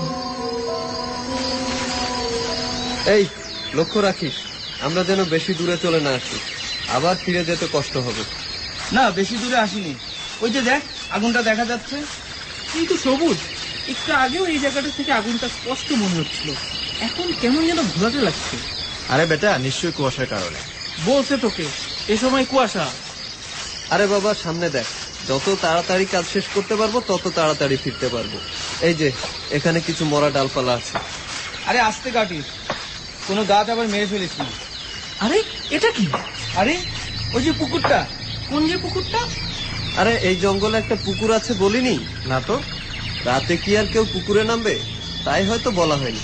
বাদ দে তো, চল কাজ করি। দোস্ত, আইডিয়াটা খারাপ না। চল পুকুরে নামি। এই জ্যোৎস্নায় গলা পর্যন্ত পানিতে নেমে সাঁতার কাটার মজাই আলাদা। যাওয়া যায়। সিরিয়াস? বৌরানির সাথে কেউ টের পাবে না। চল না। তোদের কি মাথা খারাপ হলো? চল চল, ব্যাপার না। যেই বলা সেই কাজ। চার বন্ধু মিলে এগিয়ে যেতে লাগলো পুকুরের দিকে, আর তাদের চারপাশে ঘিরে ধরলো সে কুয়াশার দেয়াল। পুকুরটা সহ তাদের আলাদা করে ফেললো বাকি জগৎ থেকে।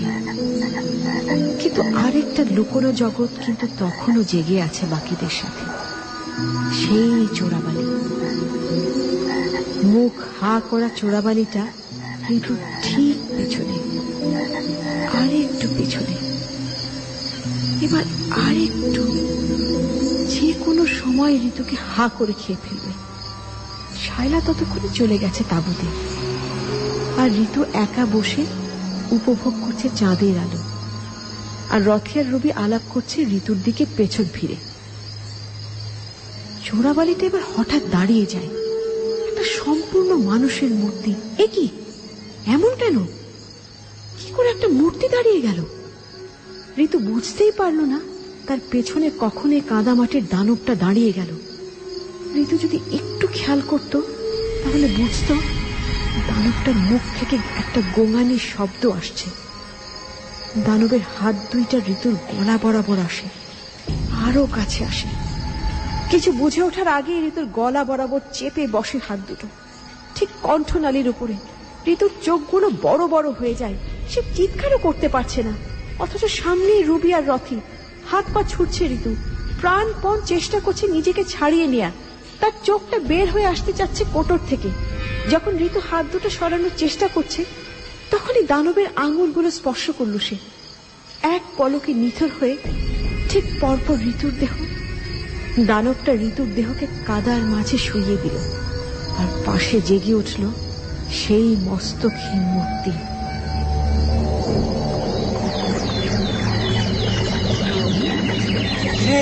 পানি তো বেশ ঠান্ডা রে।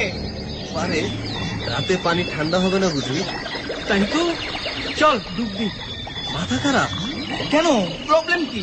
প্রবলেম কি মানে? এটা কোনো কথা? ডালপালা নিয়ে জলদি ফিরতে হবে। আরে ডুব লাগাতে তো আর বছর খানিক সময় লাগবে না। তাও ঠিক, চল ডুব দেই।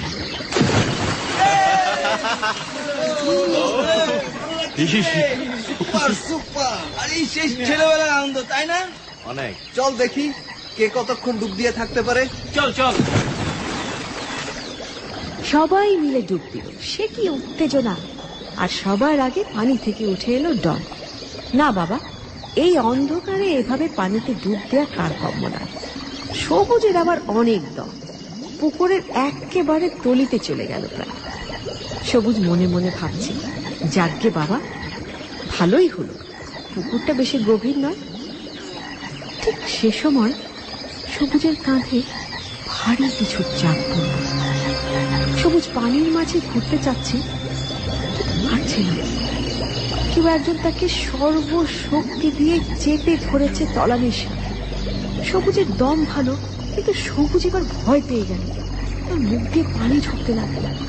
ভয়ে দিশেহারা সবুজ একবারও সর্বশক্তি দিয়ে ছাড়ানোর চেষ্টা করলো না। সবুজের দম ফুরিয়ে গেল, শ্বাসের আর এক ফোঁটাও অবশিষ্ট থাকলো না। সবুজের দেহটাকে হঠাৎ হালকা মনে হল। সেই জলদানবটার কাছে ছেড়ে গেল সবুজ। সবুজের কাঁধ চেপে ধরা হাতটা ছাড়ল না, চেপে ধরে থাকলো আরো কিছুক্ষণ। তারপর পানির নিচের কাদা পানির মাঝে একদম গেড়ে দিল সবুজকে। সবুজের লাশটাও ভেসে উঠল না। কি রে ডন, তুই কখন ভেসে উঠলি? সবার আগে বস। আমার একটু ভয় করছিল। আমি তাহলে সেকেন্ড, তাই তো মনে হচ্ছে। ওই যে আরেকজন উঠছে। আরে মেহেদি, কি রে তুই এতক্ষণ ধরে পানিতে পারলি? হ্যাঁ দোস্ত, পানির তলে অনেক অন্ধকার। প্রথমে ভয় পেয়েছিলাম, পরে আর ভয় লাগে না। কিন্তু সবুজ কই? আরে তাই তো, অনেকক্ষণ হয়ে গেছে না? হ্যাঁ তাই তো, চল খুঁজে দেখি জলদি। দেখ, চাঁদ ডুবে গেলে আরো কিছু দেখা যাবে না কিন্তু। চল চল। তিনজনে বারে বারে ডুব দিল পানিতে, কিছুতেই সবুজকে পেল না। আর ঠিক তখন মেয়েদের জায়গা থেকে এলো 3-4টা স্বরের চিৎকার।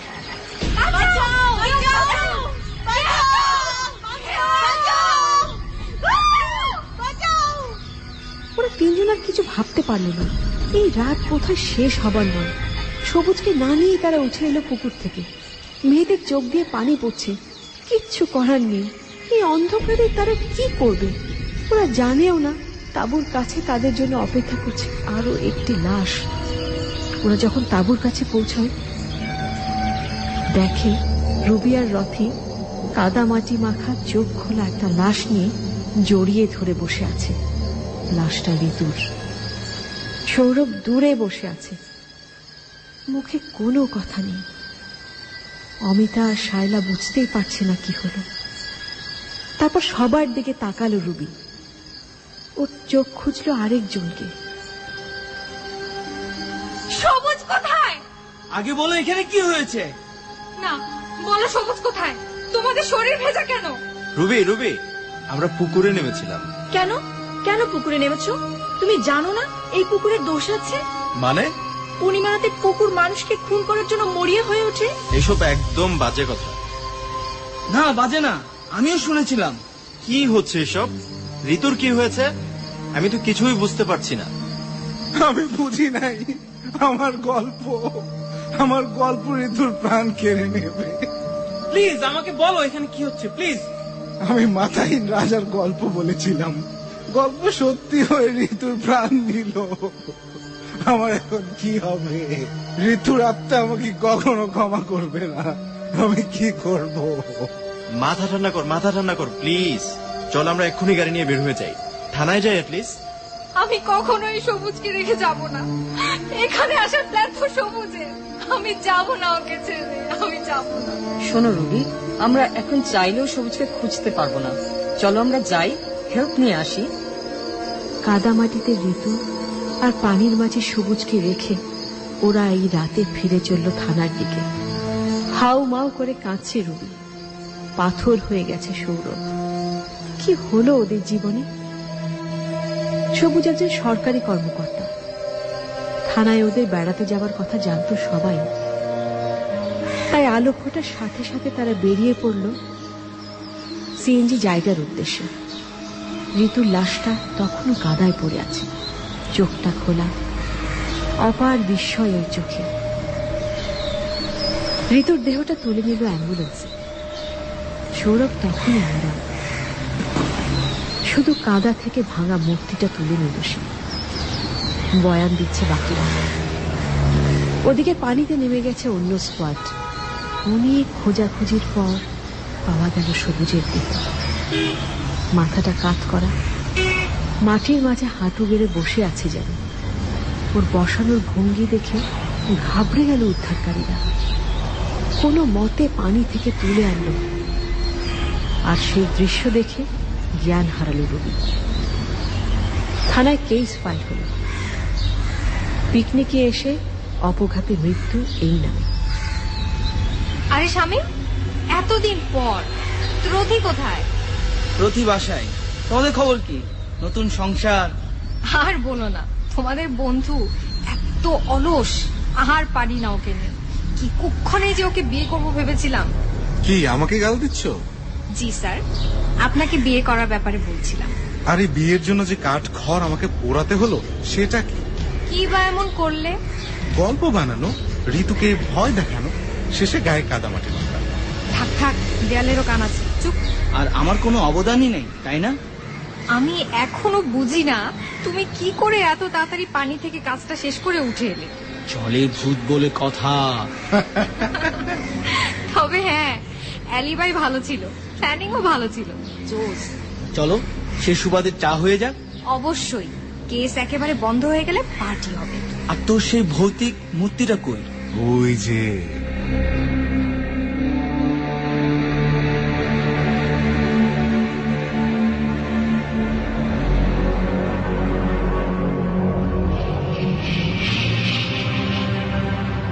জানালার উপর রাখা ভাঙা মূর্তিটা, আর ভেতরে বসা 3 শয়তানি বুদ্ধির মানুষ, যারা নিজেদের স্বার্থের জন্য খুন করেছে দুজন এমন মানুষকে যারা ওদের ভালোবাসতো আর বিশ্বাস করত। এই 3 জন জানলই না ওদের জন্য জানালার বাইরে অপেক্ষা করছে সেই চোরাবালি, যে চোরাবালি হা মুখ করে তাকিয়ে আছে ওদের দিকে, গিলে ফেলবে যে কোনো সময়। সত্যি না মিথ্যা জানার জন্য অপেক্ষা করতে হবে আরো কিছুদিন।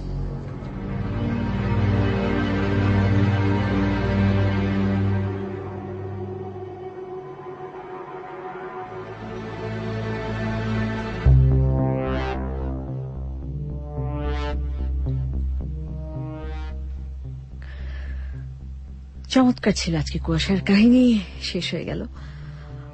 ভালোবাসার বিশ্বাস নাকি পাশাপাশি থাকে, তার পাশাপাশি থাকে আরো একটি জিনিস,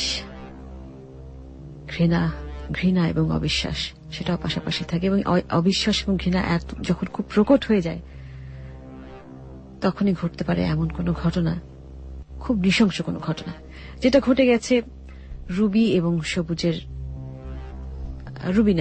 সবুজের জীবনে। আমরা শেষটা দেখতে পেলাম যে প্রথমে আমি নিজেও খুব কনফিউজ ছিলাম, আমি বুঝতেই পারিনি যে কি হতে যাচ্ছে। আমি ভেবেছিলাম সে ভূত বা ভৌতিক কোনো কিছু মেরে ফেলেছে সবুজকে, এবং সে অভিশপ্ত পুকুরে নেমেছিল সে, এবং মারা গেছে ঋতু, সেই মস্তকহীন রাজা হয়তো তাকে মেরে ফেলেছে। কিন্তু আসলে কিন্তু তা ছিল না মূল ঘটনাটা। আমরা দেখলাম শেষটা খুবই মর্মান্তিক এবং খুব কষ্ট লেগেছে, এবং এত জঘন্য পরিকল্পনা করে তাদেরকে মারা হয়েছে। কিন্তু তারপরেও কিন্তু শেষ হইয়াও হইল না, শেষে কিন্তু একটা অন্যরকম ব্যাপার ছিল। শেষে কিন্তু বলাই হয়েছে যে বাইরে অপেক্ষা করছে সেই চোরাবালি, যে চোরাবালি হা মুখ করে তাকিয়ে আছে ওদের দিকে, গিলে ফেলবে যে কোনো সময়। এটা 2 ধরনের জিনিস হতো। অনেকে হয়তো ভাবছে যে পরের পার্ট বলে কোনো কথা নেই। আসলে মানুষ যখন কোনো অন্যায় করে প্রকৃতি তার বিচার করে, এবং এই পৃথিবীতেই তাকে কিন্তু সেই ফল ভোগ করে যেতে হয়। তারা যে অপরাধ করেছে হয়তোবা তারা আইনের ফাঁক ফোকর গলে পার হয়ে যাবে, কিন্তু সৃষ্টিকর্তা হয়তো কোনো না কোনোভাবে তাদেরকে সেই শাস্তি দিয়ে যাবে।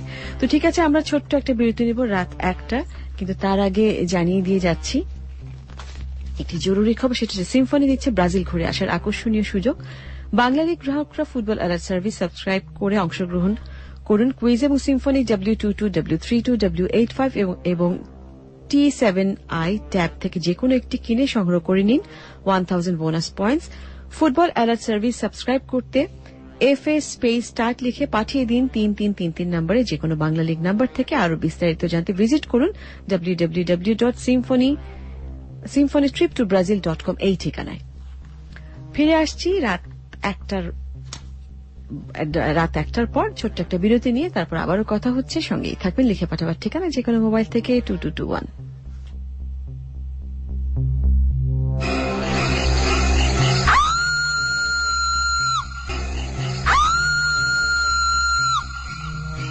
কুয়াশা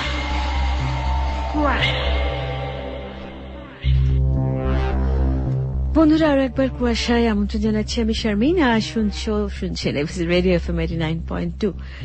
আজকে কাহিনীর নাম ছিল চোরাবালি। লিখেছেন সৈয়দা ফারজানা জামান রুম্পা, অথবা রুম্পা সৈয়দা ফারজানা জামান, যেমন করে তিনি লিখে থাকেন। নাট্যাংশ পরিচালনা করেছে শাগুফতা আবেদ শাড়ি, এবং সাউন্ডে ছিলেন যথারীতি খালিদ। আর অভিনয় করেছে শাড়ি, মঞ্জু, নাদিরা, লাবিব, সিফাত, রনি, সেতু, কুমকুম, মিলু এবং বর্ণা। সবাইকে ধন্যবাদ জানাচ্ছি, পুরো কুয়াশা টিমকে ধন্যবাদ জানাচ্ছি এই চমৎকার আয়োজনটি সার্থক করবার জন্য।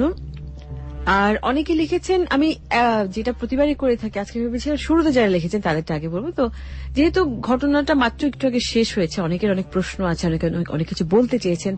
আজকে গল্প শুনে কেমন লেগেছে, অনেকের অনেক প্রশ্ন ছিল, অনেক উত্তরও দিয়ে ফেলেছেন। তো সেখান থেকে শুরু করছি, একটু মাঝখানে গিয়ে প্রথম দিকে শুরুটা পড়ে আসবো। কিন্তু তার আগে আরো একবার জানিয়ে দিচ্ছি, সিম্ফনি দিচ্ছে ব্রাজিল ঘুরে আসার আকর্ষণীয় সুযোগ। বাংলা লিগ গ্রাহকরা ফুটবল অ্যালার্ট সার্ভিস সাবস্ক্রাইব করে অংশগ্রহণ করুন কুইজে এবং সিম্ফনি W22, W32, W85 এবং T7i ট্যাব থেকে যে কোনো একটি কিনে সংগ্রহ করে নিন 1000 bonus points. Football alert service subscribe করতে FA স্পেস স্টার্ট লিখে পাঠিয়ে দিন 3333 এই নম্বরে, যে কোনো বাংলা লিগ নাম্বার থেকে। আরো ডিটেইল জানতে ভিজিট করুন www.symphonytriptobrazil.com এই ঠিকানায়। আর আমি SMS পড়ছি যারা 2221 পাঠিয়েছে, লিখেছে এটা কি তাহলে বন্ধুত্ব, ভালোবাসার এই মূল্য? আসলে খুবই শেষটা খুবই হৃদয় বিদারক ছিল। আমি কল্পনাও করতে পারিনি যখন স্ক্রিপ্ট আমি পড়েছিলাম বা আমি যখন ন্যারেশনটা দিচ্ছিলাম, আমার খুব কষ্ট লেগেছে তখন যে মানুষ এত খারাপ কি করে হয়। যাক, আমার মতামত না দিয়ে বন্ধুরা কি জানতে চেয়েছে বা কি বলতে চেয়েছে সেটা পড়ি। নাজমুল লিখেছে জয়দেবপুর থেকে, আপু ঋতু সবুজকে পরিকল্পনা করে হত্যা করা হয়েছে, ডেফিনেটলি সেটাই দেখানো হয়েছে শেষটায়। তাহিয়া লিখেছে শামিন আপু ফার্স্ট লিখছি, লাস্টে কে বিয়ে করেছে বলবে প্লিজ। সৌরভ বিয়ে করেছে রুবিকে, সেটা আমরা শেষ পর্যন্ত দেখলাম। এবং এই ষড়যন্ত্রে শুধু সৌরভ আর ঋতু ছিল না, তাদেরকে আরো একজন বন্ধু তাদের সাহায্য করে, সেটা হচ্ছে শামীম। আপু আজকের কুয়াশা শুনে ভালো লেগেছে আপু, আমার কোনো ভয় নেই, আজ আমি একা শুনেছি। থ্যাংকস আপু অ্যান্ড এবিসি রেডিও। মায়া চিং মারমা কাপ্তাই থেকে অনেক ধন্যবাদ। তিজন লিখেছে পুরোটা পর্ব ওকে মাই শারমিন আপু, কুয়াশা ইজ অ্যামেজিং আপু, জাহিদের আওয়াজ খুব সুন্দর, আমি ওর আওয়াজ আমার মনে। জাহিদ নামে কেউ অভিনয় করেনি, আই এম সরি। আচ্ছা, মাসুম লিখেছে নরসিংদী শিবপুর থেকে, হাই আপু আজকের কুয়াশা অনেক ভালো হয়েছে, আমি কি করে এখন বাইরে বের হব, খুবই ভয় করছে কিন্তু আপু। আচ্ছা, কি করা যায় তাহলে? একটু সাহস সঞ্চয় করে বের হয়ে যেতেই হবে, কিছু করার নেই। তোমার যদি বেরোতেই হয়, আর যদি না বেরোতে হয় তাহলে ভেতরেই থাকুক। The story wasn't scary but it was really really awesome. Ithika, আমার মনে হয় আমার কিন্তু ভয় লেগেছে। ইথিকা, আমি জানি না তোমার ভয় লাগেনি কেন, আমার বেশ ভয় লাগছিল।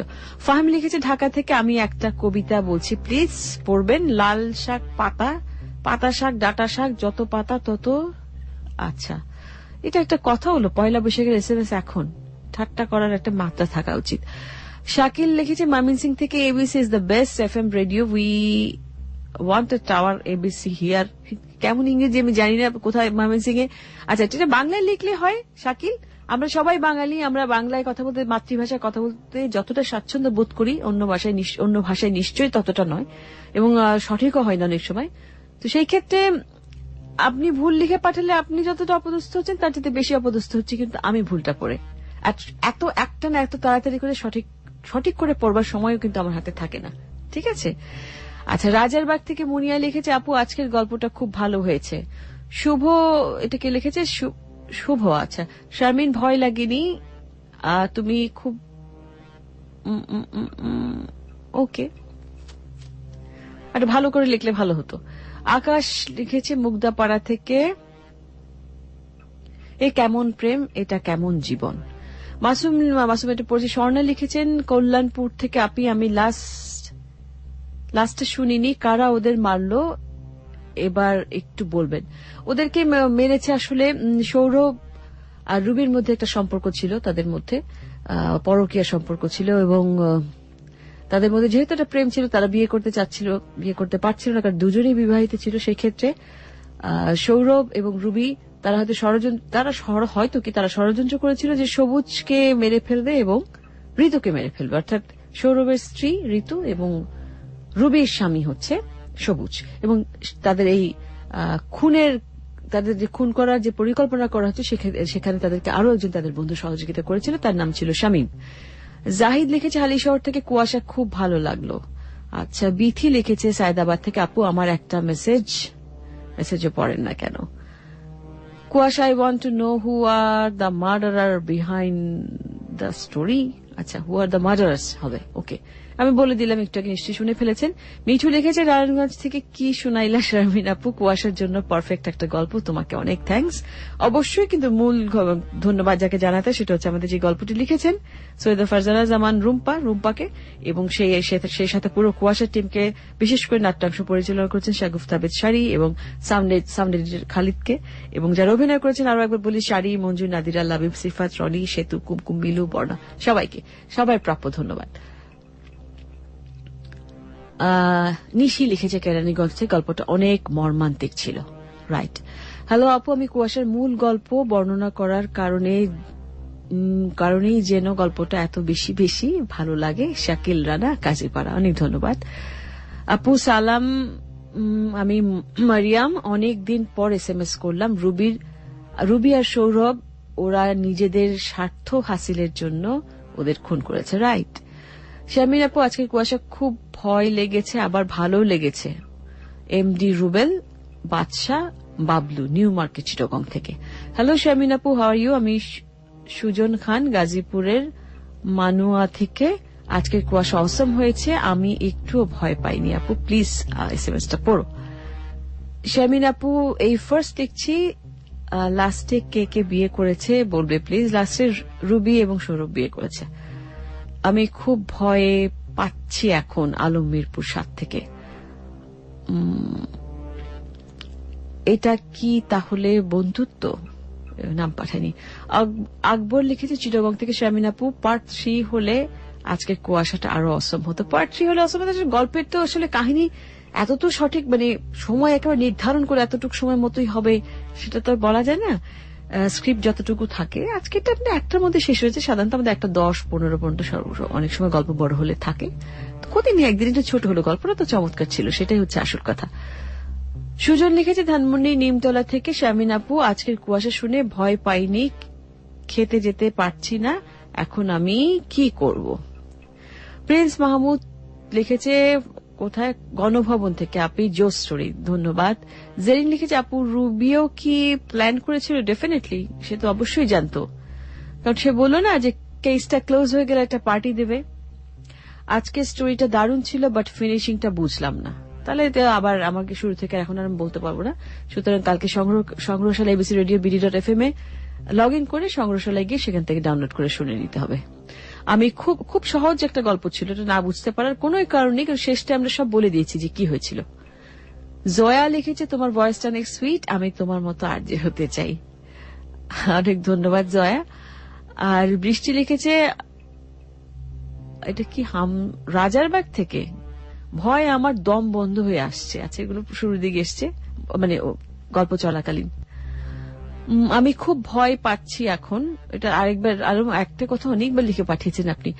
শ্রাবণী লিখেছে সবুজ আর ঋতুকে কে মেরেছে, লাস্ট 3 জন গল্প করেছিল তার আকার। এটা মাঝখানে আসলে যখন গল্প চলছে তখন পাঠিয়েছিল। এতক্ষণে নিশ্চয় জেনে গেছেন কারা মেরেছে। আলভি লিখেছে চিটং থেকে, আপু খুব ইন্টারেস্টিং স্টোরি, খুব এনজয় করছি। তাসনুবা লিখেছে কিপ ইট আপ আপি and all members of Kuasha, awesome story. Thank you Tasnuba. Ahsan Bulbul লিখেছে অন্ত, হ্যাঁ, হাই আপু কুয়াশা শুনছি, খুব ভালো লাগছে, প্লিজ নীরাকে হাই বলে দাও। হাই নীরা। মিনহাজউদ্দিন আনিস, আপনি কেমন আছেন? আমি ভালো আছি মিনহাজউদ্দিন আমিন। সৌরভ চিটাগং থেকে লিখেছে, হাই শারমিন আপু, কুয়াশা শুনছি, বেশ ভালোই লাগছে। আপনার নাম আছে, ভালো লাগার নাম ছিল আজকে। সৌরভ নামে একটা চরিত্র ছিল এবং খুবই বাজে একটা চরিত্র ছিল, সবচেয়ে দুষ্ট লোক ছিল। এই শারমিন ভালো লাগছে না, প্লিজ মিস।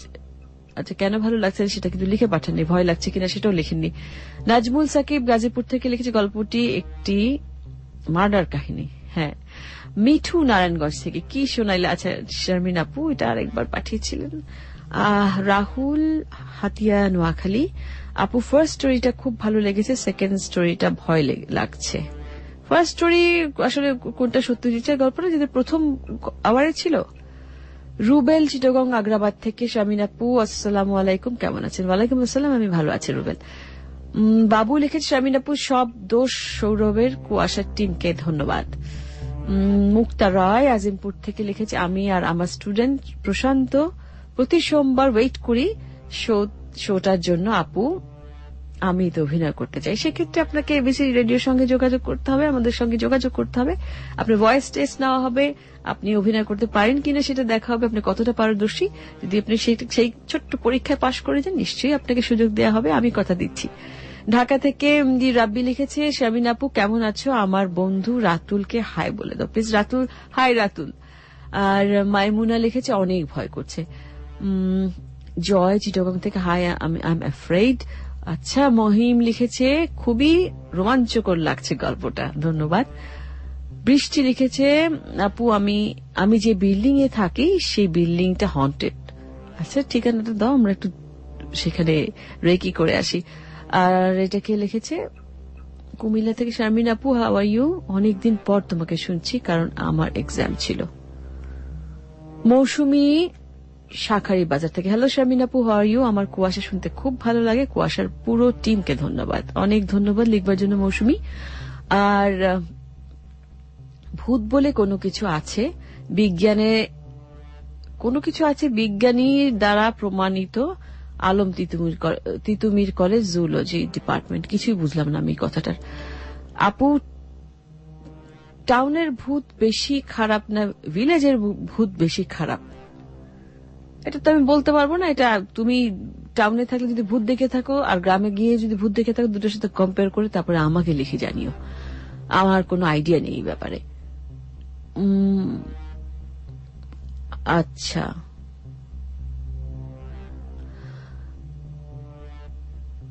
এটা আর লিখেছে হচ্ছে মুক্তি, I think the Joker story was the best story. আচ্ছা, এটাও ভালো, এক একটা এক এক রকম। আন্নি লিখেছে, Kuasha is my favourite programme, I love কুয়াশা।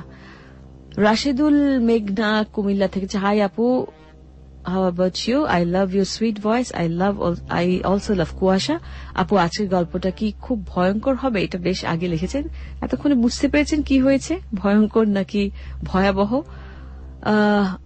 আচ্ছা, আমি একেবারে শুরুতে চলে যাচ্ছি। প্রথম SMS আজকে পাঠিয়েছে চৈতি মিরপুর থেকে, লিখেছে, সুন্দর হাসতে জানলে, কথা সুন্দর বলতে জানলে, মন সুন্দর। আচ্ছা, সুন্দর হাসতে জানলে, কথা কি সুন্দর হাসতে জানলে সেটা লেখেন। আছে, কথা সুন্দর বলতে জানলে, মন সুন্দর, খুশি থাকলে, জীবন সুন্দর, তোমার মতো একজন ভালো আরজে থাকলে। চমৎকার, অনেক ধন্যবাদ চৈতি, অনেক বড় কমপ্লিমেন্ট। ইমন লিখেছে সাউথ কমলাপুর থেকে, হাই শারমিন আপু, how are you? Start your heavy ফাটাফাটি কুয়াশা। এটা এসছে ঠিক 11টা 18 মিনিটে। আচ্ছা, অনেক ভালো লাগলো ইমন তোমার লেখাটা পড়ে। নয়ন লিখেছে, কুয়াশায় গল্প পাঠানো যাবে, ডেফিনেটলি পাঠানো যাবে। আমাদের কুয়াশা গল্প পাঠানোর ঠিকানা আমি জানিয়ে দিব বিদায় নেবার আগে। স্ক্রিপ্ট কোথায় পাঠাতে হবে, গল্প কোথায়, একই ঠিকানায় পাঠাতে হবে, দুটো ঠিকানা আছে আমাদের, জানিয়ে দিচ্ছি আমি। অর্ণব লিখেছে শাহজাহানপুর থেকে, আপু আশা করি প্রতিবারের মতো এইবারও কুয়াশার মূল গল্পটা থ্রিল, সাসপেন্স অ্যান্ড এক্সাইটেড হবে। মুক্তি লিখেছে, আপু মনে হয় রহস্যময় গল্প হবে, আই লাভ কুয়াশা। জাহিন খান লিখেছেন শান্তিবাগ চিটাগং থেকে, হ্যালো আমার কোকিল শারমিন আপু, thanks to you and Kuasha team for awesome program, keep it up. আর আমি জান্নাতুল কাদের, আজ প্রথম SMS পাঠালাম, ক্লাস 6 পড়ি, 10 years old, please read my SMS, love you aunty and Kuasha team, you are most welcome darling. Sharmin আপু, Kuasha is not only a program, it's also the best program and famous program. I like Kuasha and thanks to Kuasha team. Shakil Sandeep থেকে, অনেক ধন্যবাদ। রংপুর বয় আসসালামু আলাইকুম জানিয়েছেন, আপনাকে ওয়ালাইকুম সালাম। আর কাপ্তাই থেকে কি লিখেছেন,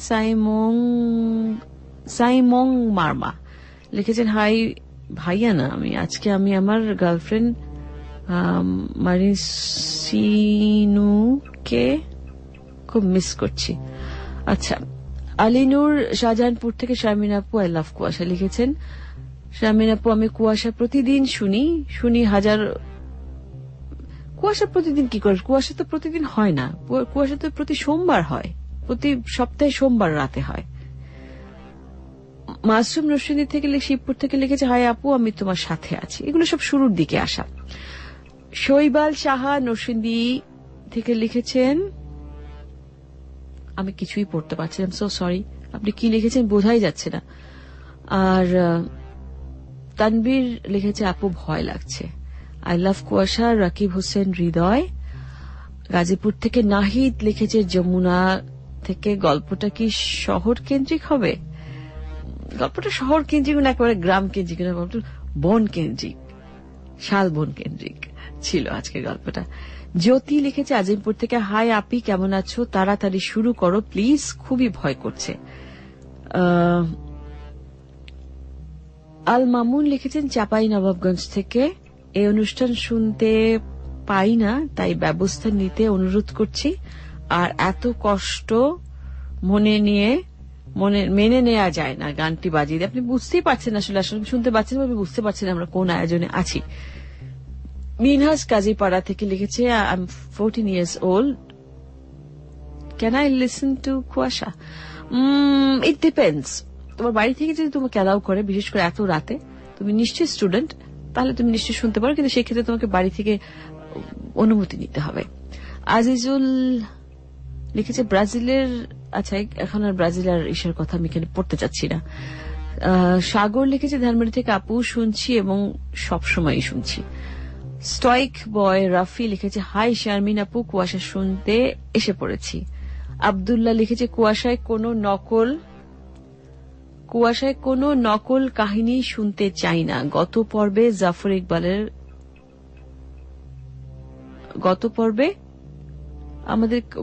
আমরা কোনো ওই ধরনের গল্প প্রচার করিনি, আপনি ভুল লিখে পাঠিয়েছেন। শেখ রাসেল সন্দীপ থেকে চিটাগং থেকে লিখে পাঠিয়েছেন, আমি তোমাদের নিউ ফ্রেন্ড, আমাকে গ্রহণ করো, আমি এসএসসি পাশ করেছি, আমার জন্য দোয়া করো। অবশ্যই দোয়া করব। ইমন লিখেছে রমনা থেকে, শারমিন আপু তুমি আমার এসএমএস কেন পড়ো না? মাঝে মাঝে মনে হয় আর এসএমএস করব না, কিন্তু কুয়াশাকে ভালোবাসি বলে এসএমএস না করে থাকতে পারি না। তানহা লিখেছে ধানমন্ডি থেকে, শারমিন আপু আই লাভ কুয়াশা সো সো সো মাচ।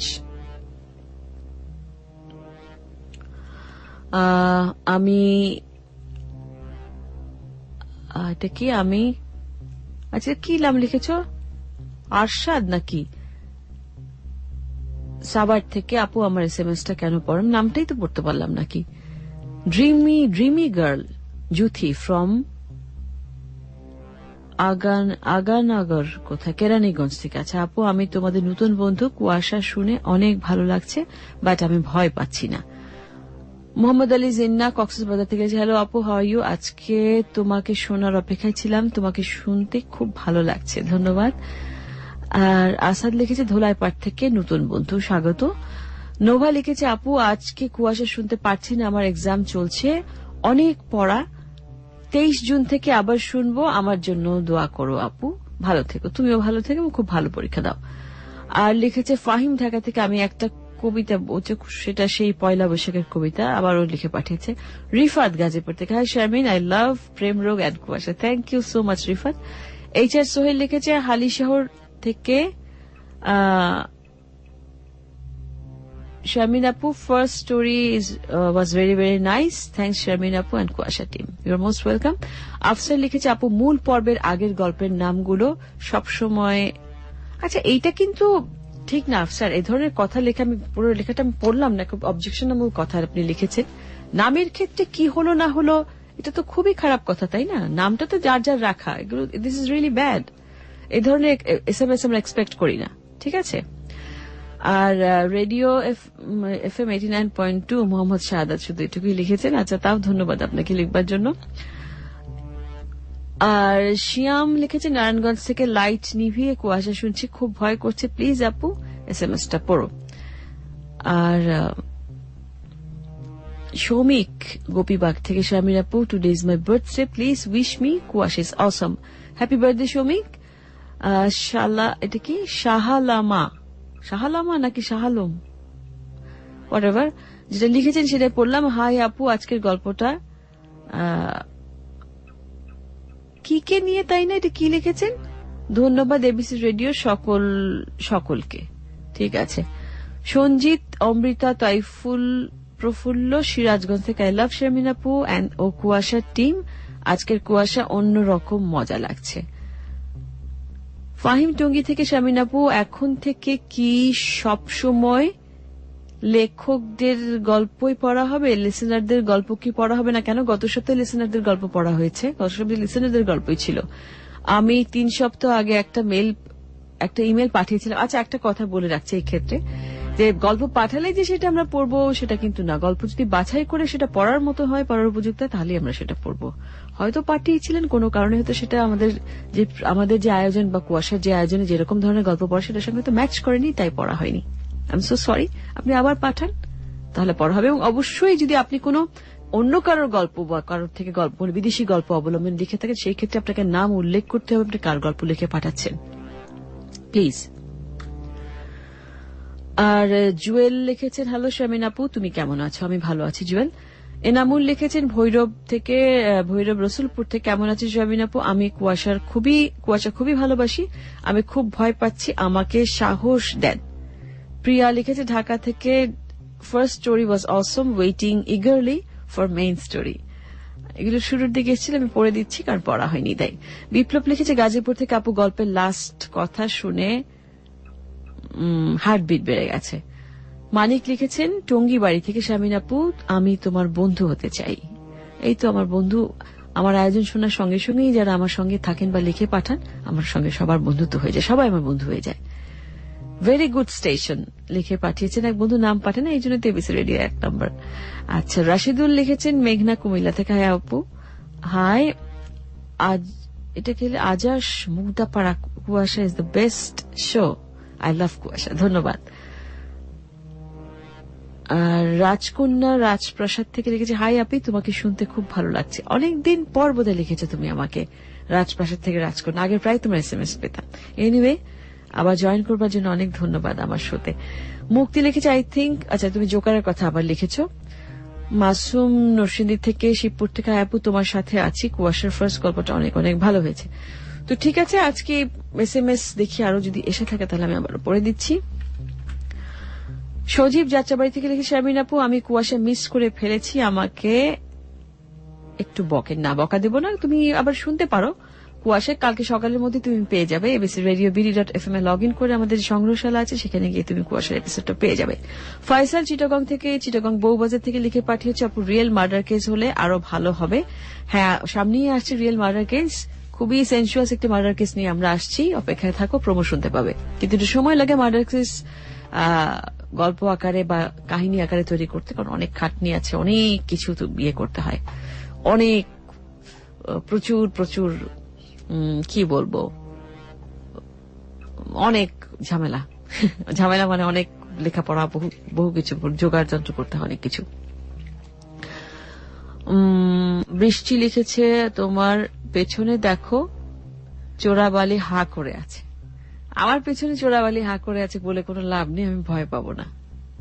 এতক্ষণে ভয় আমার কেটে গেছে, একটু আগে পড়লে হয়তো ভয় পেতাম। অশ্রু লিখেছে খিলগাঁও থেকে, আপু আজ গল্পটা অনেক ইন্টারেস্টিং ছিল, খুব এনজয় করলাম, অনেক ধন্যবাদ অশ্রু। রমেশা লিখেছে উত্তরা থেকে, কি এত খারাপ, কেউ কি এত খারাপ হতে পারে যে মানুষ তাদের এত ভালোবাসতো, তারা এভাবে মৃত্যু ঘটিয়ে ফেললো, মানুষই এত খারাপ হয়। সুস্মিতা পাল লিখেছে, আপু ইলেকট্রিসিটি চলে গেছে, আরো বেশি ভয় করছে, ভয় পেতে থাকবে, আজকে সোমবার দিনে তো ভয় পাও, আর তো কোনোদিন ভয় পাও না। তো ঠিক আছে, আমাকে বিদায় নিতে হবে, কিন্তু তার আগে জানিয়ে দিচ্ছি যে কুয়াশায় গল্প এবং স্ক্রিপ্ট পাঠাতে হবে কি করে। আচ্ছা, গল্প যে কোনো ফন্টে লেখা যেতে পারে, কিন্তু স্ক্রিপ্ট লিখতে হবে 16 ফন্টে, কম্পোজ করতে হবে, তারপরে মিনিমাম 30 পেজেস অর্থাৎ 30 পাতা লিখতে হবে মিনিমাম, কমপক্ষে নিচে হলে হবে না কিন্তু। আর স্ক্রিপ্ট আকারে পাঠাতে হবে, স্ক্রিপ্ট যেভাবে পাঠানো হয়, যেরকম নিশ্চয়ই আপনারা শুনে দেখেছেন, সংলাপের জায়গাগুলো আলাদা থাকে, বর্ণনা জায়গা যেটা আমি পড়ি, বর্ণনার যে জায়গাটা থাকে সেটা বর্ণনা উপরে লিখতে হবে, বর্ণনা, তারপরে সংলাপের জায়গায় সংলাপ লিখে, সংলাপ 1 কোনটা, সংলাপ এত আছে, 1 নাম্বার 2 সেটা আপনি লিখতে গেলে বুঝতে পারবেন, যেভাবে একটু নোটিস করলে, একটু শুনলে আপনি বুঝতে পারবেন যে কি করে লিখতে হবে, যাদের লেখার অভ্যাস আছে তো আছেই। পাঠাতে পারেন আমাদেরকে। আর ঠিকানা জানিয়ে দিচ্ছি। আর গল্প যারা পাঠাতে চাচ্ছেন বলেছেন গল্প আমরা একইভাবে একই ঠিকানায় পাঠাবেন। গল্প আপনি 16 ফন্টে কেন, আপনি কম বেশি যে কোনোটাতে পাঠাতে পারেন, সেক্ষেত্রে কোনো অসুবিধা নেই। এবং 16 ফন্ট বলা হচ্ছে এই কারণে 30 পাতাও মেনশন করে দিচ্ছি, কারণ 30 পাতা 16 ফন্ট হলে আমাদের যে সময়টা সেটা কভার করে, সেই কারণে।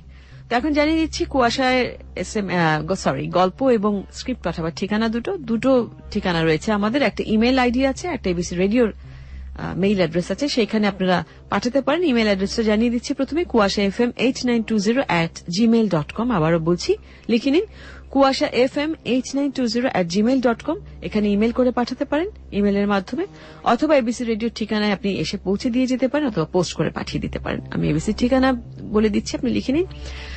Dhaka trade centre, ABC radio, 2nd floor, 99 Kazi Nazrul Islam avenue, Karwan বাজার, ঢাকা। আবারও বলছি, Dhaka trade centre, ABC radio, 2nd floor, 99 Kazi Nazrul Islam avenue, Karwan বাজার, ঢাকা। এই ঠিকানায় পাঠাতে হবে আপনাকে। তো ঠিক আছে, এই ছিল আজকে কুয়াশার কাহিনী এবং কুয়াশা কি করে গল্প পাঠাতে হবে, স্ক্রিপ্ট পাঠাতে হবে জানিয়ে দিলাম, সব নিয়ম এবং ঠিকানা সহ। যারা ভয় পাচ্ছেন তাদের বলছি ভয় পাবেন না, নিশ্চিন্ত মনে ঘুমোতে যান। যে গল্প শুনেছেন এটা কেবলমাত্র কাহিনী বা গল্প, এর সঙ্গে বাস্তব জীবনের কোনো মিল নেই। কাহিনী মনে করে ঘুমোতে যান, তাহলে আর ভয় লাগবে না। আর খুব ভালো থাকবেন। আবারও কথা হবে আমার সঙ্গে। শুভরাত্রি।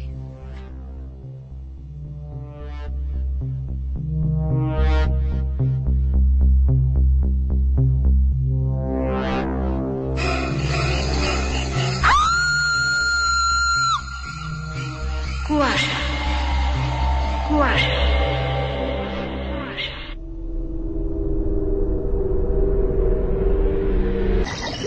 চল ডুব দি, চল ডুব দেই।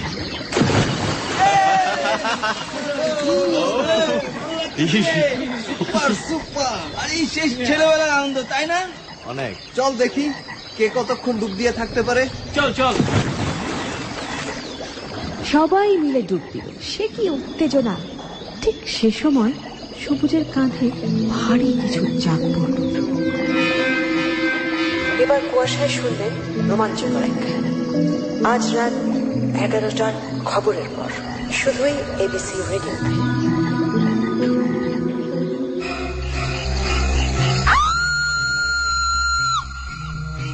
কুয়াশা, কুয়াশা। This track was downloaded from FusionBD.com.